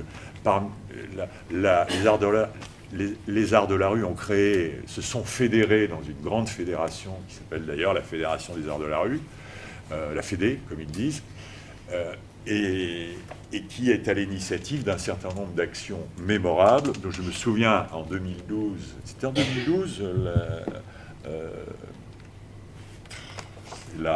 excusez-moi, non, la rue est publique, c'était beaucoup plus récent. L'art est public, qui est devenu la ruée ces jours-ci, mais je me souviens d'un magnifique autocollant qui disait « L'art est public », le plus beau slogan de ces 50 dernières années. Bon, je ne veux pas entrer mieux. J'ai presque envie de te relancer la balle parce que entre 2012 et 2018, où effectivement l'art est public en 2012, je me souviens d'ailleurs d'une initiative que vous aviez faite, Place de la République, avec le fisc, etc., qui était super. J'avais été, à l'époque, j'avais même fait un discours au nom du Front de gauche de la culture, et je l'ai retrouvé en rangeant mes notes. Je vais vous le faire tout à l'heure. Je vous le ferai au café. Je vous le ferai au café. Bon. On va prendre le café tout de suite. Oui, Ça va, j'étais pas trop long. C'était bien. Ta question était de savoir en gros ce qui s'est passé depuis 2012, entre 2012 et C'était pas une question, c'était je te passais le relais. Ouais. Alors c'est compliqué pour moi de répondre au sens où moi j'ai adhéré à la fédération en septembre dernier, donc je suis ce qu'on appelle une jeune à la Fédé. Maintenant, ce que je sais aujourd'hui ou ce que je sens, c'est peut-être plus juste dire le deuxième d'ailleurs, c'est qu'il y a une mutation qui s'opère, c'est-à-dire que on est dans une période où les choses bougent, la question de la représentation bouge, la question du corps politique bouge, tout bouge en fait. Alors en même temps, c'est extrêmement réjouissant que tout bouge parce que ça veut dire qu'il y a de la vie, ça veut dire que c'est en mouvement. Moi, j'aime ça.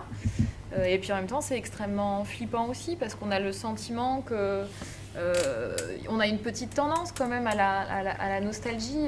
Julia Kristeva en parle très très bien quand elle écrit Soleil Noir, mais c'était un peu mieux avant quand même, hein, on va se le dire. Bon, alors moi j'ai pas connu avant, donc en même temps je dirais non, c'est pas mal maintenant et ce sera encore mieux demain. Voilà, parce que j'ai aussi des enfants et que j'ai envie que ce soit bien demain. Ça, c'est quelque chose qui m'inquiète. Donc ce que je sais, c'est que les choses, voilà, sont dans un moment d'articulation où c'est pas simple pour le secteur militant, c'est pas simple pour les arts de la rue, c'est pas simple pour la classe politique, enfin c'est simple pour personne. Et moi je crois que dans ce moment-là, il y a plein du coup de brèches qui peuvent s'ouvrir et qu'il faut trouver la force, la ténacité, la pugnacité d'aller les saisir, de les transformer, d'en faire quelque chose de beau, d'absurde. Je milite pour le droit à l'échec parce que je trouve qu'il y a trop de réussite et que c'est super stressant de réussir. Je préfère faire des spectacles et me dire ah bah j'ai raté, il faut que je recommence. Parce que si j'ai réussi, bah qu'est-ce que je fais après quoi? C'est toujours un peu la question quoi. Donc voilà, mais je suis plutôt à cet endroit-là. Ce que je sais aussi, c'est que je pense qu'il y a un paysage culturel en France qui est très beau. Je pense qu'il a besoin de s'ouvrir sur la diversité et que des collectifs comme Décoloniser les arts, c'est extrêmement important dans ce que ça raconte. Que la femme est presque un étranger dans le secteur culturel, mais pas que. Mais voilà, qu'il y a des choses comme ça qui sont en train de se questionner, d'arriver sur la table, qu'il faut être vigilant parce que dans ces moments de mutation, ben oui, les choses, on peut les récupérer, et puis quelque chose de noble peut devenir quelque chose de moins noble. Et que l'enfer est pavé de bonnes intentions, donc il faut être particulièrement attentif, mais du coup pas au sens de attentif ensemble, de qu'est-ce que fait mon voisin, est-ce qu'il est dangereux potentiellement ou pas, mais voilà, attentif à ce qu'on défend collectivement et quels sont les territoires communs qu'on développe et qu'est-ce que ça veut dire. Voilà, je pense qu'il y a beaucoup de chantiers à mener, je pense qu'on est dedans, j'ai l'impression qu'on est au travail, que des fois c'est laborieux et qu'il faut du temps et qu'il faut aussi ne pas... Je crois que ça, c'est vraiment, et je finirai avec ça, mais je pense que le truc vraiment important, c'est d'essayer de se déculpabiliser du fait qu'il n'y aura pas de rendement ni de la lutte sociale, ni de la lutte politique demain. Il faut être lucide là-dessus. Ce sera beaucoup plus lent que ça. Il faut être plus jardinier, quoi. Il faut planter, puis il faut attendre. Mais c'est une progression lente. Et derrière, il y a d'autres gens. Il y a des choses qui vont se passer. Moi, ce qui est important, c'est de laisser des traces, en tout cas des débats, des zones de confrontation d'aujourd'hui. Alors évidemment, il y a des choses sur la sécurité, il y a des choses sur le corps social, sur ce qu'il raconte, il y a des choses sur la migration, sur lesquelles il faut être extrêmement vigilant, sur les images, les propos, les mots qu'on va laisser. Il y a eu une action que moi j'ai trouvée très très belle, des tailleurs de pierre à Paris, qui était sur un site où en fait ils avaient mis d'autres blocs de pierre pour que les migrants ne s'installent pas sous le pont à côté de la porte de Clichy, puisque ça devenait un espèce de camp temporaire. Oui, il y avait la chapelle aussi, il y avait deux sites. La bulle de la chapelle. Ouais. Et les tailleurs de pierre, en fait, sont arrivés un matin, et puis ils ont l'outil et la technique, sans les grosses machines, puisqu'ils seraient arrivés avec les grosses machines, ça se serait vu, ils auraient été compris. Mais donc ils l'ont fait à l'ancienne, ils ont déplacé les blocs de pierre, et ils ont gravé les noms des gens qui étaient autour d'eux dans la pierre, en disant ceci, que j'ai trouvé très très beau, l'humain oublie, c'est comme ça, c'est sa nature parce qu'il est mortel et que du coup les choses se perdent. La pierre, non, elle laisse des traces. Et moi je pense que du coup il faut occuper les espaces et laisser des traces. Moi j'ai besoin de savoir que mes enfants, je ne sais pas du tout dans quoi ils vont vivre demain et je suis un peu inquiète et un peu émue parce que ça m'angoisse un peu des fois, mais qui chopent des traces. J'ai besoin qu'on soit nombreux à laisser des traces et que comme des petits poussés, ils reprennent les graines et les enfants de mes enfants. Et pour moi, c'est ça qui est important. Pas ce que moi, je vais réussir ou pas à faire, de glorieux aujourd'hui, est-ce que ça va marcher, pas marcher, parce que je pense que ça va être long et qu'il y en a pour longtemps. Par contre, il faut vraiment laisser des petits cailloux, quoi. Faut leur transmettre l'information. Il faut qu'ils retrouvent le chemin à un moment donné, parce qu'on traverse une époque qui est proche de la barbarie quand même, il faut se le dire. Et que là-dedans, il y a des espaces de lumière, il faut les saisir. Il ne faut surtout pas les laisser passer. Donc il faut être gourmand, il faut avoir envie de vivre, quoi. Il va falloir être un peu fort et courageux. Voilà. Ce que je vous propose, c'est qu'on se donne encore un quart d'heure. Un peu plus, non? Une demi-heure? Un peu? Gourmand. C'est-à-dire que j'avais une proposition malhonnête à te faire. Un discours à faire. Non, j'ai pas de discours à faire. Simplement, j'ai retrouvé dans mes notes un très beau texte de notre ami Jean-Louis Sagot du Vauroux, qui d'ailleurs a contribué à la plaquette de la Fédé des Arts de la Rue au manifeste. Mais je voulais vous en lire un extrait, 5 minutes, 4 minutes, mais pas forcément tout de suite. Ça pourrait être à la fin d'ailleurs, parce que c'est tellement beau que... L'idée, c'est qu'on finisse ensemble. Ouais, c'est ça. Donc, il y a... Si les gens s'en vont les uns après les autres... Il y a à peu... Donc, il y a à peu près 25 ans, je me posais les mêmes questions concernant mon fils. Donc, je suis Frédéric, petite comédienne clown qui œuvre dans les rues assez discrètement, mais assez avec beaucoup de persévérance. Je parle pas, enfin bref. Et donc, il y a 25 ans, je me posais la question concernant les traces qu'on laisse à ses enfants. Depuis, je suis devenue grand-mère. Les enfants vont bien et les petits enfants grandissent aussi. Et c'est vrai qu'on laisse des traces. Il y a ces petites graines qui ont germé. Et en fait, je crois vraiment que c'est vraiment la posture, au-delà même des mots. Donc, il n'y a pas d'inquiétude à avoir. Le monde change, mais très profondément. On est très ancré dans quelque chose de très collectif. Cette envie fabuleuse de protéger la vie et de l'honorer à chaque instant, même si c'est dur, enfin, non pas d'honorer la vie, mais de regarder ce qui se passe, c'est compliqué. On est très sensible à beaucoup de choses, mais la vie va bien. La vie va bien. Après, il y a les grandes personnes, là, qui sont... qui pensent qu'ils dépensent un pognon dingue, qu'on est des riens, des machins, des bidules. Il ferait mieux d'apprendre à se taire et à regarder un peu plus. Mais nous, enfin, plein là, des fois on n'a pas les mots. Moi, je suis pas une parleuse, voilà. Mais je suis une acteuse. Je suis même pas une actrice, en fait. Voilà, une onomapoétique, c'est bien aussi. Face à tout ça, tu vois, on peut laisser plein de choses, une fantaisie, une créativité. Ça, c'est du profondément humain. Et ça, personne ne pourra le prendre. Et c'est la base de tout. Il y a un tout petit mouvement poétique qui a été créé en Aquitaine au début du XXe siècle. Ça a duré 2-3 ans, juste avant la Grande Guerre, comme ils disent. Ce mouvement poétique, personne n'en parle. Pourtant, ça a été les petites graines du dadaïsme et de toutes ces grandes personnes là, super. C'était l'école fantaisiste.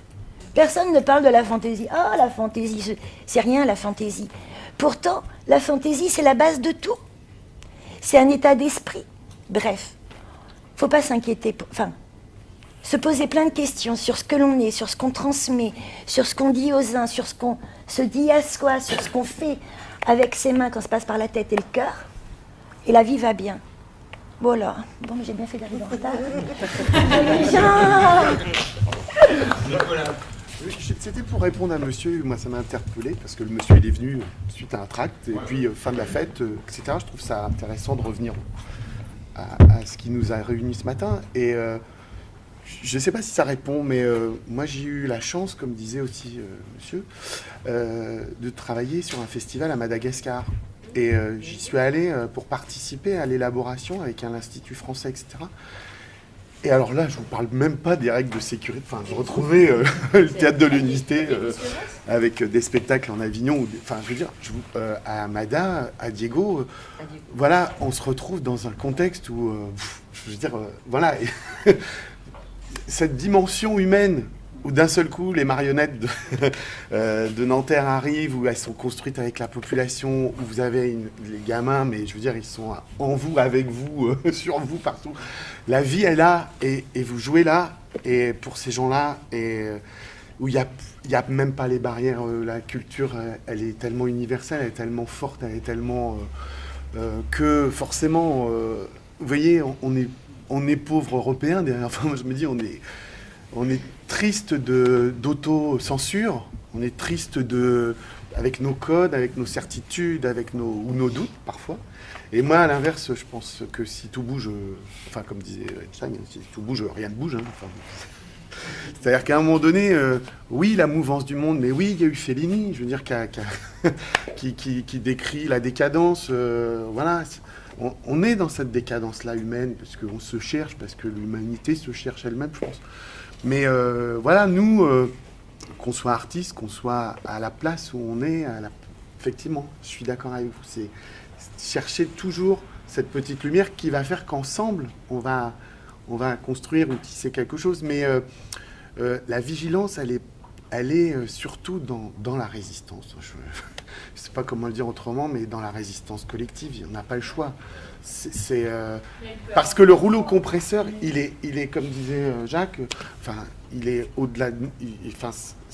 On ne pourra pas attendre, il n'y aura pas de sauveur au sens. Il n'y aura pas un artiste. Mais par contre, des gens qui, parce qu'ils rentrent dans les pas d'autres, et parce qu'on se transmet des choses, parce qu'on pousse les codes, on pousse les murs, et que quelqu'un a écrit, a participé, au Goliath a fait la Strada. Mais ça, on va le prendre, on est dedans, et on va créer demain un autre bouquin. Demain, il y aura encore un site internet, il y aura encore des gens qui se réuniront dans une cave, voilà, c'est pour ça.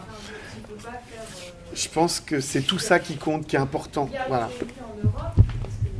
J'aime bien avoir une vision plus élargie, mais il y a aujourd'hui en Europe un nombre important de ce qu'on va appeler des petits, moyens ou grands foyers insurrectionnels de gens qui proposent autre chose, qui re-questionnent, qui se mettent en action, qui vivent, qui est extrêmement palpitant, que ce soit politiquement, idéologiquement ou artistiquement d'ailleurs. Il y a des tas de choses qui se passent dans plein d'endroits. Je viens de la salle, je le disais au début, mais il y a par exemple dans toute cette institution qui est très protocolaire en fait et qui peut être parfois étouffante, aussi des endroits où c'est possible de travailler, d'avoir des écrins qui peuvent être importants à des moments dans la pensée ou dans l'évolution, qui existent partout. Je veux dire, quand on voit par exemple certains discours qui sont tenus aujourd'hui en salle et qui se transforment en action, pour avoir beaucoup travaillé en CDN ou des choses comme ça, ce sont des petites choses, mais c'est extrêmement important parce que ça bouge à l'intérieur, parce que ce qu'on voit toujours, c'est que le nez de l'iceberg. Dessous, ça veut dire qu'il y a quelque chose qui se passe. Pour moi, il y a plein de portes qui s'ouvrent. Donc là-dessus, il faut sortir de ce sentiment de culpabilité ou de ne pas être à la hauteur ou je ne sais trop quoi, d'absence de légitimité des uns ou des autres. Personne n'a aucune légitimité à rien parce que tout le monde est légitime à tout.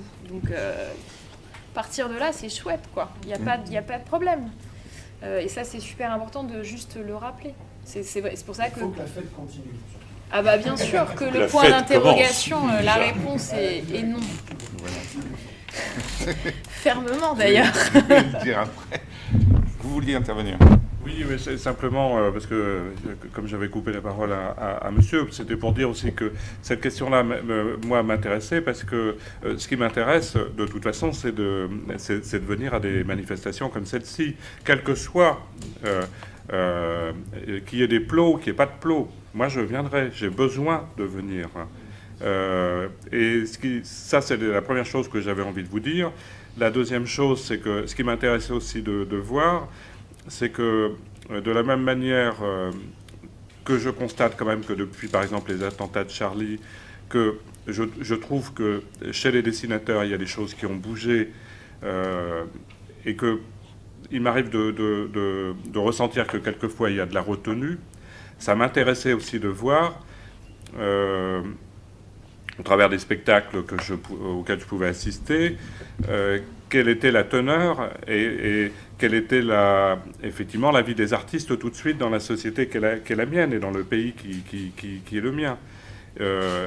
Moi, j'ai vu un spectacle hier après-midi qui m'a rassuré, si je puis dire, là-dessus. Donc, c'est un vrai bonheur. C'est un vrai bonheur de savoir qu'il y a encore des gens, soit dans une posture de résistance, mais bon, le mot est quand même fort par rapport à une réalité qui a pu être celle dont on fait référence. Mais je vois que ça c'est présent, et donc ça me fait grandement plaisir comme citoyen. Je trouve prodigieux ce que vous avez dit tout à l'heure sur la posture des gens de l'État, on va dire, ou de ceux qui représentent l'État, et sur la manière dont ils se positionnent par rapport à la société civile. Ce que vous rapportez de votre métier ou de votre mission de là où vous êtes est intéressante à entendre, parce que effectivement ça voudrait dire qu'il y a une coupure. Or l'État, c'est nous, si je puis dire, ou ça pourrait être nous. Enfin bon, on peut discuter là-dessus, mais voilà, en tout cas. Et puis pour terminer, vous parliez de grands-parents. Moi, je suis grand-père. Le dernier a 1 an, mais il est un petit peu loin, le petit-fils. Mais j'ai qu'une envie, c'est de l'emmener dans des endroits comme ici, c'est évident, quoi. J'ai vraiment envie qu'il s'ouvre à tout ce que moi je ne pourrais pas lui montrer, ce que je ne pourrais pas lui apprendre, ce que je n'ai pas compris, et effectivement à cette différence et à cet autre ou ces autres. Voilà. Et donc s'il n'y a pas des lieux comme ça, voilà, c'est difficile, quoi. C'est noté. Deux mots, c'est parce que tu fais remonter le théâtre de rue à Gendigne. Au bachelor du Pont-Neuf. Voilà, c'est ça que je voulais dire. Non, je voulais dire, tu peux le faire remonter d'abord à 2500 ans avant Jésus-Christ, les fêtes dionysiaques, le premier acteur de l'humanité, Thespis, c'était un acteur de théâtre de rue. Hein. Il était sur un chariot, etc. Mais non, parce que ce matin, parce qu'hier en me promenant à Sotteville, parce qu'il y a plein de gens qui disent ouais, le théâtre de rue c'est mort, c'est fini, c'est la mort, il n'y a plus rien, dès que tu fais un spectacle politique t'es mort, etc. Et je me promenais et je me disais mais non, Molière, il est né sur le Pont-Neuf, parce que son grand-père, c'est pour ça que tu parles de ton grand-père, de ton petit-fils, son grand-père le promenait quand il avait 10 ans, c'est-à-dire, si je me souviens bien de mon école, en 1631, Molière se promène sur le Pont-Neuf et dit « Ah ça, c'est ça que je vais faire plus tard, je vais devenir comédien, battleur. » Et Molière a toujours gardé dans toutes ses pièces un côté de théâtre de rue. Et le scandale, c'est quand il y a les Molières, la grande fête des Molières, le Molière de la rue, il est complètement oublié. Mais de toute façon, on n'en veut pas. Hein non, mais d'un seul coup, je me suis dit, mais non, il faut se revendiquer de Molière, qui est tout de même le plus grand des auteurs français, qui est très politique, hein, qui a fait des dettes, qui a été en prison, qui était infidèle à sa femme même. Non. Etc. Voilà, c'est ce que je voulais dire. Non, mais il y a et la fête, elle terminera jamais puisque, excusez-moi de faire un point Godwin, mais chaque rencontre de temps en temps, je suis obligé dans les camps de concentration. Là, il y avait des fêtes, mais ça, personne ne veut en parler. Moi, je le sais de sources vivantes. Je ne parle même pas de Térésine, mais même à Auschwitz, hein, il y avait des fêtes. Ils faisaient la fête pour tenir. Ils fêtaient les anniversaires. Ils faisaient des gâteaux d'anniversaire avec rien du tout. Et à Térésine, ils jouaient de la musique. Le problème, c'est que les nazis adoraient la musique. Ça, c'est le problème pour la dissertation du bac. Est-ce que la culture rend plus humain? Eichmann était un très bon violoniste. Donc, c'est... Rue Germaine Tillion, ouais. On a monté un opéra. Voilà. Et on a modifié le la. C'est dommage que les choses soient pas simples. Pour une fois, je suis d'accord avec Jacques Rifkin. Je n'ai jamais utilisé le mot tas de rue. C'est que justement, on apprend de tous ces repères dans lesquels les civilisations se sont construites. Et donc, aujourd'hui, on peut trouver d'autres noms, mais je me suis déjà exprimé. Je garde des secrets pour vous, comme ça, je ne vous embête pas. Mais aujourd'hui, il faut qu'on parle d'aujourd'hui et de demain, je crois. Grâce, peut-être que le Parti communiste s'intéresse au futur, mais qu'on parle vraiment du futur et pas trop du passé. Et moi, je pourrais parler du futur, mais je trouve que aujourd'hui, d'abord, avec les jeunes, hein, parlons qu'entre grands-pères, hein, grand-père, hein. L'art des trop grands-pères. Et moi, je dis toujours... Et grand-mère. Et grand-mère, bien sûr. Voilà, grand-père et grand-mère, je dis toujours qu'on apprend de nos petits-enfants, parce qu'ils n'ont pas du tout la même enfance que nous, on a eu, avec les nouvelles technologies, avec la vie d'aujourd'hui, etc. Donc ce qui est très important, c'est qu'on construise le futur avec les idées qui se nourrissent d'ailleurs. Et effectivement, on fait partie des gens qui ont été marqués par l'ailleurs. Hein. Et moi, j'ai jamais utilisé donc, le mot théâtre de rue. Et quand Crespin on crée d'ailleurs le public ensemble, son frère, qui avait inventé ce que tu as dit, Michel Crespin, hein, son frère Claude Crespin, il est parti, je dis ça parce qu'on a fait un entretien avec lui récemment, il est parti au Québec parce qu'il ne voulait pas rentrer dans la culture de théâtre de rue, et il avait eu pas mal d'idées, je ne vais pas en parler à sa place, mais dans l'entretien, vous le verrez, et il a appris beaucoup du Québec, de ce fameux lieu du cirque incroyable, et des États-Unis il est allé. Donc il y a aussi ce vagabondage créatif, ce nomadisme indispensable.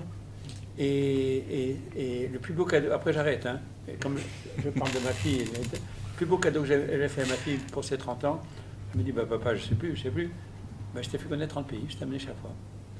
Et donc la culture de l'autre est un ingrédient.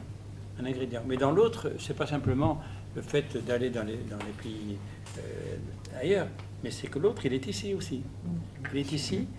Et grâce à notre discussion, là, il y a une petite civilisation de poche de l'autre, et de la poche, on boira un coup en plein air. Voilà. Monsieur a très envie d'un café. Hein, Oh, pas forcément d'un café. Oui, une réflexion et puis... Parce que t'es grand-père d'abord. Je rajeunis, je m'en rends compte, jusqu'à devenir irrationnel parfois, mais moins cartésien qu'avant. Oui, une réflexion, c'est, il y en a plein, mais que j'ai retenu, c'est les arts de la rue, c'est des expressions artistiques, et ça s'inscrit dans la culture, dans le mouvement culturel qui est porté comme ci, comme ça. Bon, la population le produit, y aspire, mais il y a aussi des supports nationaux, politiques. Ça croise aussi l'éducation nationale et d'autres lieux où il est possible, plus ou moins, selon les incitations, les facilitations ou l'inverse, que ce soit pris en considération. Vous voyez, je pense à ce qui se passe ici entre la créativité de Sotteville, de Vivacité, et les implantations dans les quartiers et dans les écoles, hein, où là on sort non pas de la scène ou de la rue, on va à la rencontre de populations qui ne sont pas encore des artistes et loin d'être des professionnels, c'est-à-dire des simples citoyens et des enfants parmi eux. Et ce travail de labour là est tout à fait essentiel, et il est ou non facilité par les politiques publiques. Et ainsi, on va se déplacer, j'y reviens, de l'espace fermé, qui est quelquefois tout à fait utile, même à Molière, à un espace plus ouvert, déambulatoire, l'espace de la rue, ou dans la ville, d'une façon plus inventive encore, plus improvisée parfois, au tissu social.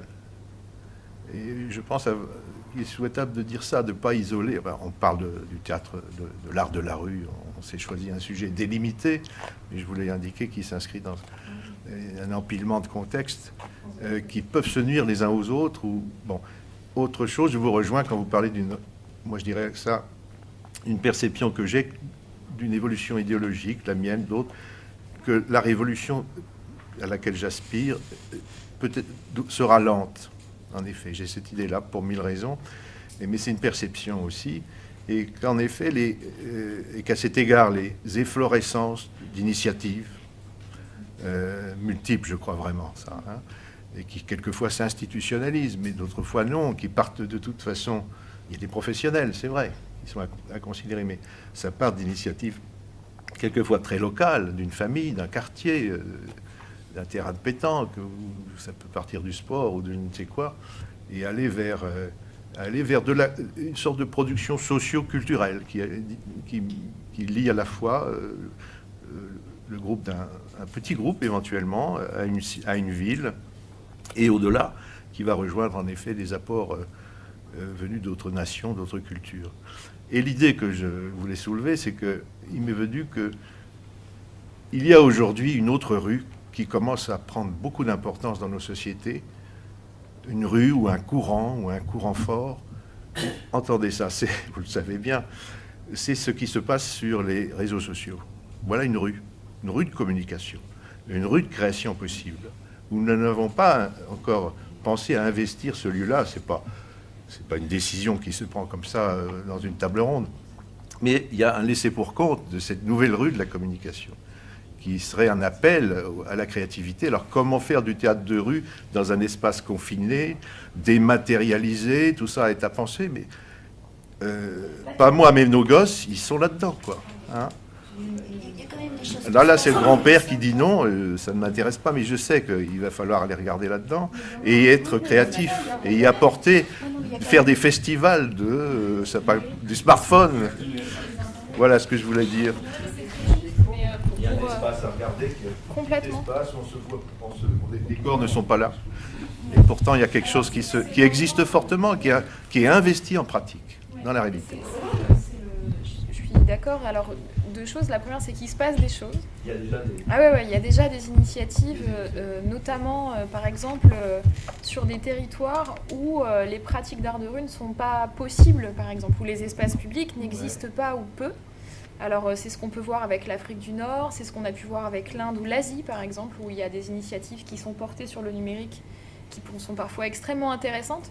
Le problème du numérique, c'est qu'il est extrêmement vaste. C'est-à-dire, il ouvre tellement de portes qu'il a un côté un peu effrayant,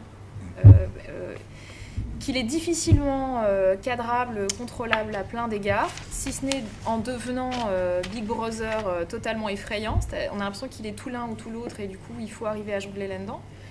Moi, je fais partie de cette génération qu'on appelle la génération Y, née dans les années 80, ultra connectée. Je suis très équipée, par exemple. Je travaille sur des expositions urbaines à partir de QR codes qui sont sur des lectures de smartphones pour accéder à des pages, tout ça. C'est quelque chose qui m'intéresse beaucoup. Et alors là, c'est tout l'intérêt d'être en équipe, c'est que moi, j'ai une fragilité de lecture de l'outil à des moments donnés, parce que presque, il me refaudrait des formations, tellement ça évolue vite. Mais dans mon équipe, oui, ça évolue très très rapidement. C'est ça qui est compliqué à saisir, c'est que c'est... Vous l'investissez déjà. Ouais, c'est constamment en mutation. Par contre, dans l'équipe, on a des vrais geeks. Qui posent du coup des questions de relations au numérique qui sont intéressantes. Et ce qui est très compliqué pour moi, en tant que directrice artistique, et qui fait que je sens que si l'autre ne m'amenait pas vers cette technologie et ne m'aidait pas à l'appréhender, et que vraiment je me posais la question autre que simplement un outil, c'est parce que moi je viens du théâtre et du plateau. Et que moi, ce qui fait théâtre, c'est ça. Du coup, quand j'ai pas ça, je suis un peu là, qu'est-ce que je fais? Voilà, c'est un vocabulaire avec lequel je dois encore travailler, me familiariser. Mais j'ai des enfants qui tablette à l'appui, sont extrêmement connectés et qui me disent c'est pas grave si papa il part en tournée parce que comme on est tous les deux sur Clash of Clans, je vais pouvoir lui envoyer des messages. Je comprends à peine de quoi il est question, mais en même temps, je sens que ça crée des choses. Mais c'est compliqué à saisir et contenir, parce que ça va dans tous les sens, mais c'est un territoire qui est en train de se familiariser avec le secteur artistique. Oui, ou autre. C'est pas que des outils. Oui, mais attends, il y a quelqu'un qui a encore des paroles. Oui, je n'ai pas qui demandé. C'est super. Oui, moi je voulais poser une question. Finalement, il a réussi sur l'avenir ou sur le futur, comme tu parlais tout à l'heure, et ton intervention de tout à l'heure a permis de voir qu'il y avait de l'optimisme. Ce qui est bien, parce que la question que tu disais, on a abordé, la première question, c'est la sécurité. Moi, c'est pas en termes de sécurité, je ne remets pas en cause la sécurité, c'est le prétexte. C'est-à-dire qu'aujourd'hui, on sait que la culture est attaquée. C'est le premier ajustement, le premier variable dans certaines municipalités, y compris nationalement, sur lequel on tape. Si en plus les arts de la rue ont cette double contrainte de sécurité au travers le coût, où en va-t-il des choses nouvelles? Parce que là on parle de l'existant, mais demain, quelle création ça peut... l'existant il peut disparaître rapidement, parce que nous ne sommes que des humains, et que les gens, voilà, un jour ils disparaissent, et que les créateurs qui ont créé un festival peuvent aussi... voilà. Quel est l'avenir pour la création des arts de la rue? Et puis, moi, les arts de la rue, il y a tellement de gens, et on parlait d'enfants, moi, je peut-être bientôt pour la 8e fois grand-père. Non, mais qu'on pas accès à la culture. On le reconnaît, on est un parti politique, c'est notre rôle aussi. Et les arts de la rue, ça permet sans contrainte, comme disait, de pouvoir aller découvrir et créer des vocations, parce que ça aussi c'est important, c'est comme ça qu'on crée les vocations. Et donc je pense qu'il faut qu'on soit attentif. Alors tu disais, le politique, ça va être très long. Oui, mais moi, ce que je vois, c'est que la relance du collectif culture, en tout cas à notre échelon, permet de mieux comprendre. Il ne suffit pas de dire on défend de la culture, ça tout le monde peut le dire. C'est de comprendre et de voir là où on peut agir. Nous, quand je dis nous, l'ensemble. Tu parlais des ONG, oui, bah, si nous on ne se met pas dedans et si on n'essaie pas de comprendre les difficultés, on ne pourra pas peser. Que ce soit nous en tant que militants, en tant que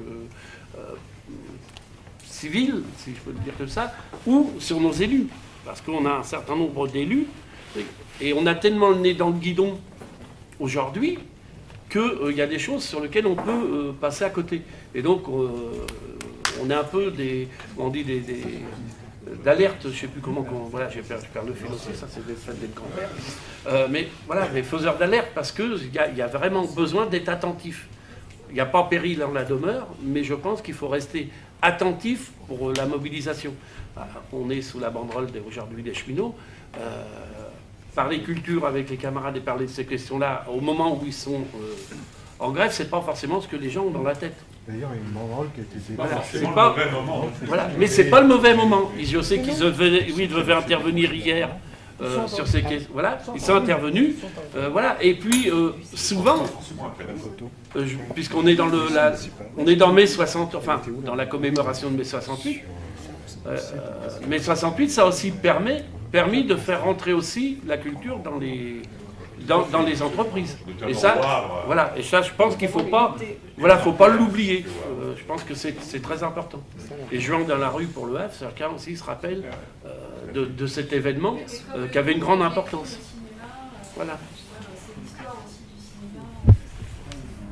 C'est pluridisciplinaire, cet enjeu.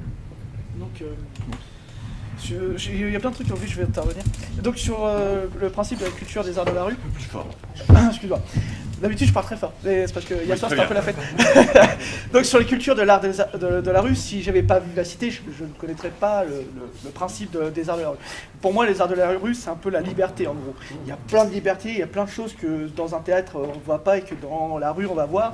Il y a plein de déambulations, il y a des choses qui vont nous faire vivre. L'un des plus beaux spectacles que j'ai eu, c'était sur Orphée et Eurydice, où en fait je connaissais pas la pièce de théâtre et du coup je suis rentré dans la pièce de théâtre et ça s'est fait au Bois Petit. On est rentré dans cette histoire-là, et c'est devenu une de mes histoires préférées, et j'ai commencé à regarder ce que c'était, et ainsi de suite, et à me cultiver là-dessus. Donc du coup, c'est ça qui est important. Ça veut dire qu'en fin de compte, on va partir de quelque chose qu'on ne connaît pas, et on va arriver à quelque chose qu'on va dire, ah oui, en fait, c'est quoi ? Voilà, c'est la question, on va se mettre une pointe d'interrogation sur c'est quoi ça, c'est quoi ça, c'est quoi ça, et on va aller chercher. Et c'est là où c'est Internet, c'est intéressant. Parce que c'est grâce à ça, en fin de compte, qu'on va pouvoir chercher le truc. En fait, l'Internet et la culture, c'est pas l'un contre l'autre, c'est lié. C'est-à-dire qu'en fin de compte, grâce au théâtre ou grâce à ce qu'on va faire ici, justement derrière, il va y avoir une réflexion, et cette réflexion va nous amener à aller chercher l'information de cette réflexion.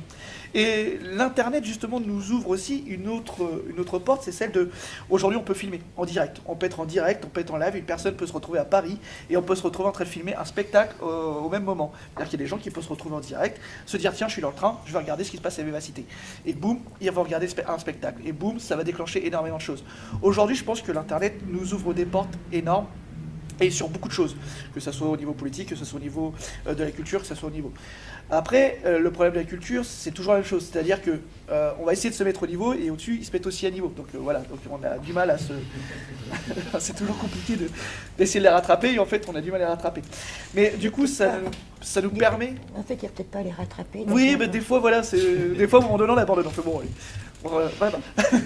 Mais ce que je veux dire par là, c'est qu'à un moment donné, c'est ça qui est important. C'est qu'il faut qu'on garde l'humain, parce que l'humain, c'est la base, c'est la base de tout.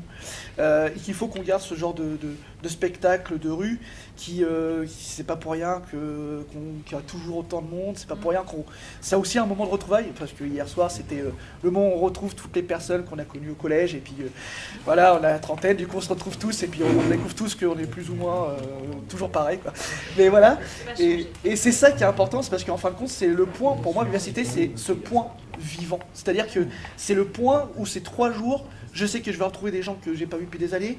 Je sais qu'ils vont faire le chemin pour venir ici. Je sais que moi, si j'habitais loin, je ferai le chemin pour venir ici. Parce que c'est le seul moment où pendant 3 jours, je sais que ces gens-là, je vais les voir. Et du coup, on va aller se faire plein de spectacles. On va boire plein de bière. C'est important. Et du coup, on va quand même profiter de ces moments-là. Et c'est là où l'humain revient. Et c'est pour ça que les arts de la rue, je pense que ça a un avenir énorme. Et je pense que ça va encore plus grandir. Parce que c'est peut-être des derniers points humains qui reste, parce que dans notre vie de tous les jours, ça perd, l'humain se perd justement via le côté internet où on se reste connecté. Et tant qu'on a ces points humains, eh ben, je pense qu'on va rester encore humain. Et je pense que l'espoir qu'on parlait tout à l'heure, il est peut-être là. C'est-à-dire qu'il nous faut ces petits trucs qui fait qu'on reste humain et qui nous font réfléchir parfois à des choses qu'on n'a pas forcément nous-mêmes réfléchi, et l'autocritique à nous-mêmes. Parce que du coup, des fois, on se dit « Ah ouais, en fait, c'est vrai que je suis comme ça ». Et ça, c'est important. Pour moi, c'est ça qui est important. Voilà ce que je voulais dire. C'est moi. Jean-Jacques, bref. Non, mais tu veux qu'on conclue ou juste je rebondis sur ce que j'ai entendu? Non, d'accord. Parce que non, mais bon, je vais être d'accord. En plus, on commence à avoir soif. Oui, très bien. Bon, je conclue rapidement, mais tout en rebondissant quand même sur la dernière partie qui a dit qu'il fait une bonne transition, à mon avis. Parce que je crois que le problème, vous avez posé avec force la question de l'humain. Parce qu'on est sans doute dans une urgence écologique, on est sans doute dans une urgence anticapitaliste, dans une urgence d'une crise mondiale, tout ce que vous voulez, etc. On est d'accord, pas de souci là-dessus. Mais on est avant tout dans une urgence humaniste aujourd'hui. Au moment du Front de gauche en 2012, on avait lancé comme mot d'ordre « l'humain d'abord », point d'exclamation. C'était très juste. Mais quand on avait travaillé le dossier culture de l'humain d'abord, on l'avait appelé, une petite phrase de Lucien Sèvres qu'on avait piqué dans un vieil article de lui, « Quelle humanité voulons-nous être ?» Je crois que la question de fond, c'est celle-là. Et je crois qu'à leur manière, les arts dits de la rue, comme tous les arts en général, tentent d'y répondre. Et s'il y a une fonction à l'art, je crois qu'il n'y a pas de fonction à l'art, mais s'il y en avait une, ça serait celle-là. Voilà. Alors, moi, nos amis m'ont demandé de terminer, de conclure, pour vous recontextualiser aussi pourquoi est-ce qu'on a organisé cette rencontre, ce débat, etc. Il ne vous a pas échappé que le Parti communiste est dans le compte à rebours de son prochain congrès, mois de novembre prochain, qui est dit extraordinaire, et que cette année, nous avons décidé, nous les cultureux, on va dire, pour aller vite, les gens des différents collectifs culture du PCF ont décidé de préparer ce congrès par une convention nationale sur la culture qui aura lieu les 28 et 29 septembre, qui sera très largement préparée. On pourrait presque dire qu'aujourd'hui, nous sommes dans une réunion préparatoire, comme nous avons fait un certain nombre de tables rondes sur divers sujets d'intérêt un peu plus général, comme la marchandisation de la culture, la question de la mondialisation et de la mondialité culturelle, un peu à la lumière des travaux d'Édouard Glissant, etc. Je ne veux pas vous énumérer tout ça. Néanmoins, pour vous dire que il va y avoir un petit texte qui va sortir bientôt, le 4 pages dont je t'ai donné la première frappe, où cette convention nationale du mois de septembre, qui sera bien évidemment ouverte à tous, mais c'est un lieu de travail, on vient pour bosser, non mais sans blague, ça se passera à Paris la journée du 28 et la journée du 29. Il y aura un certain nombre de plénières et puis quelques ateliers dispersés. Mais tout ça pour vous dire, bon, on a essayé d'organiser ça sur 3 thématiques, la première étant le monde réel, la deuxième étant la question du sens, et la troisième étant comment fait-on politique de tout ça. Et ça sera les 3 demi-journées de la Convention. Eh bien, nous essaierons de répondre à ces 3 questions sur le monde réel, la question du sens et comment fait-on politique de tout ça. Bien évidemment, sous l'éclairage vigilant de nos amis artistes, acteurs culturels et militants culturels et assimilés.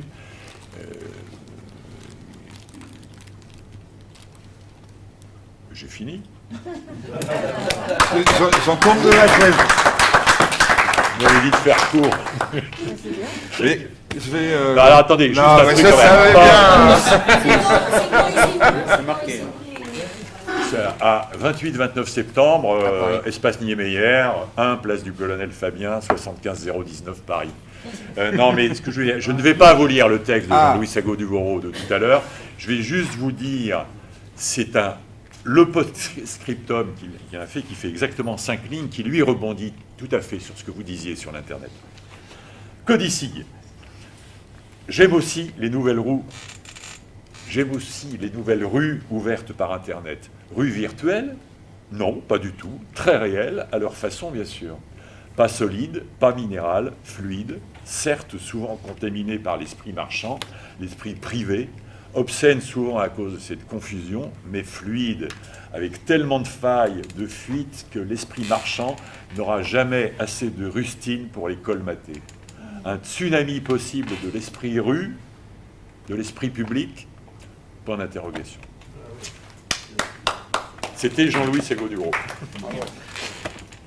On disait tout à l'heure qu'il fallait laisser des traces, des petits cailloux. Je pense que cette matinée est un peu un petit caillou, une trace qui restera et qu'on n'a pas envie de laisser.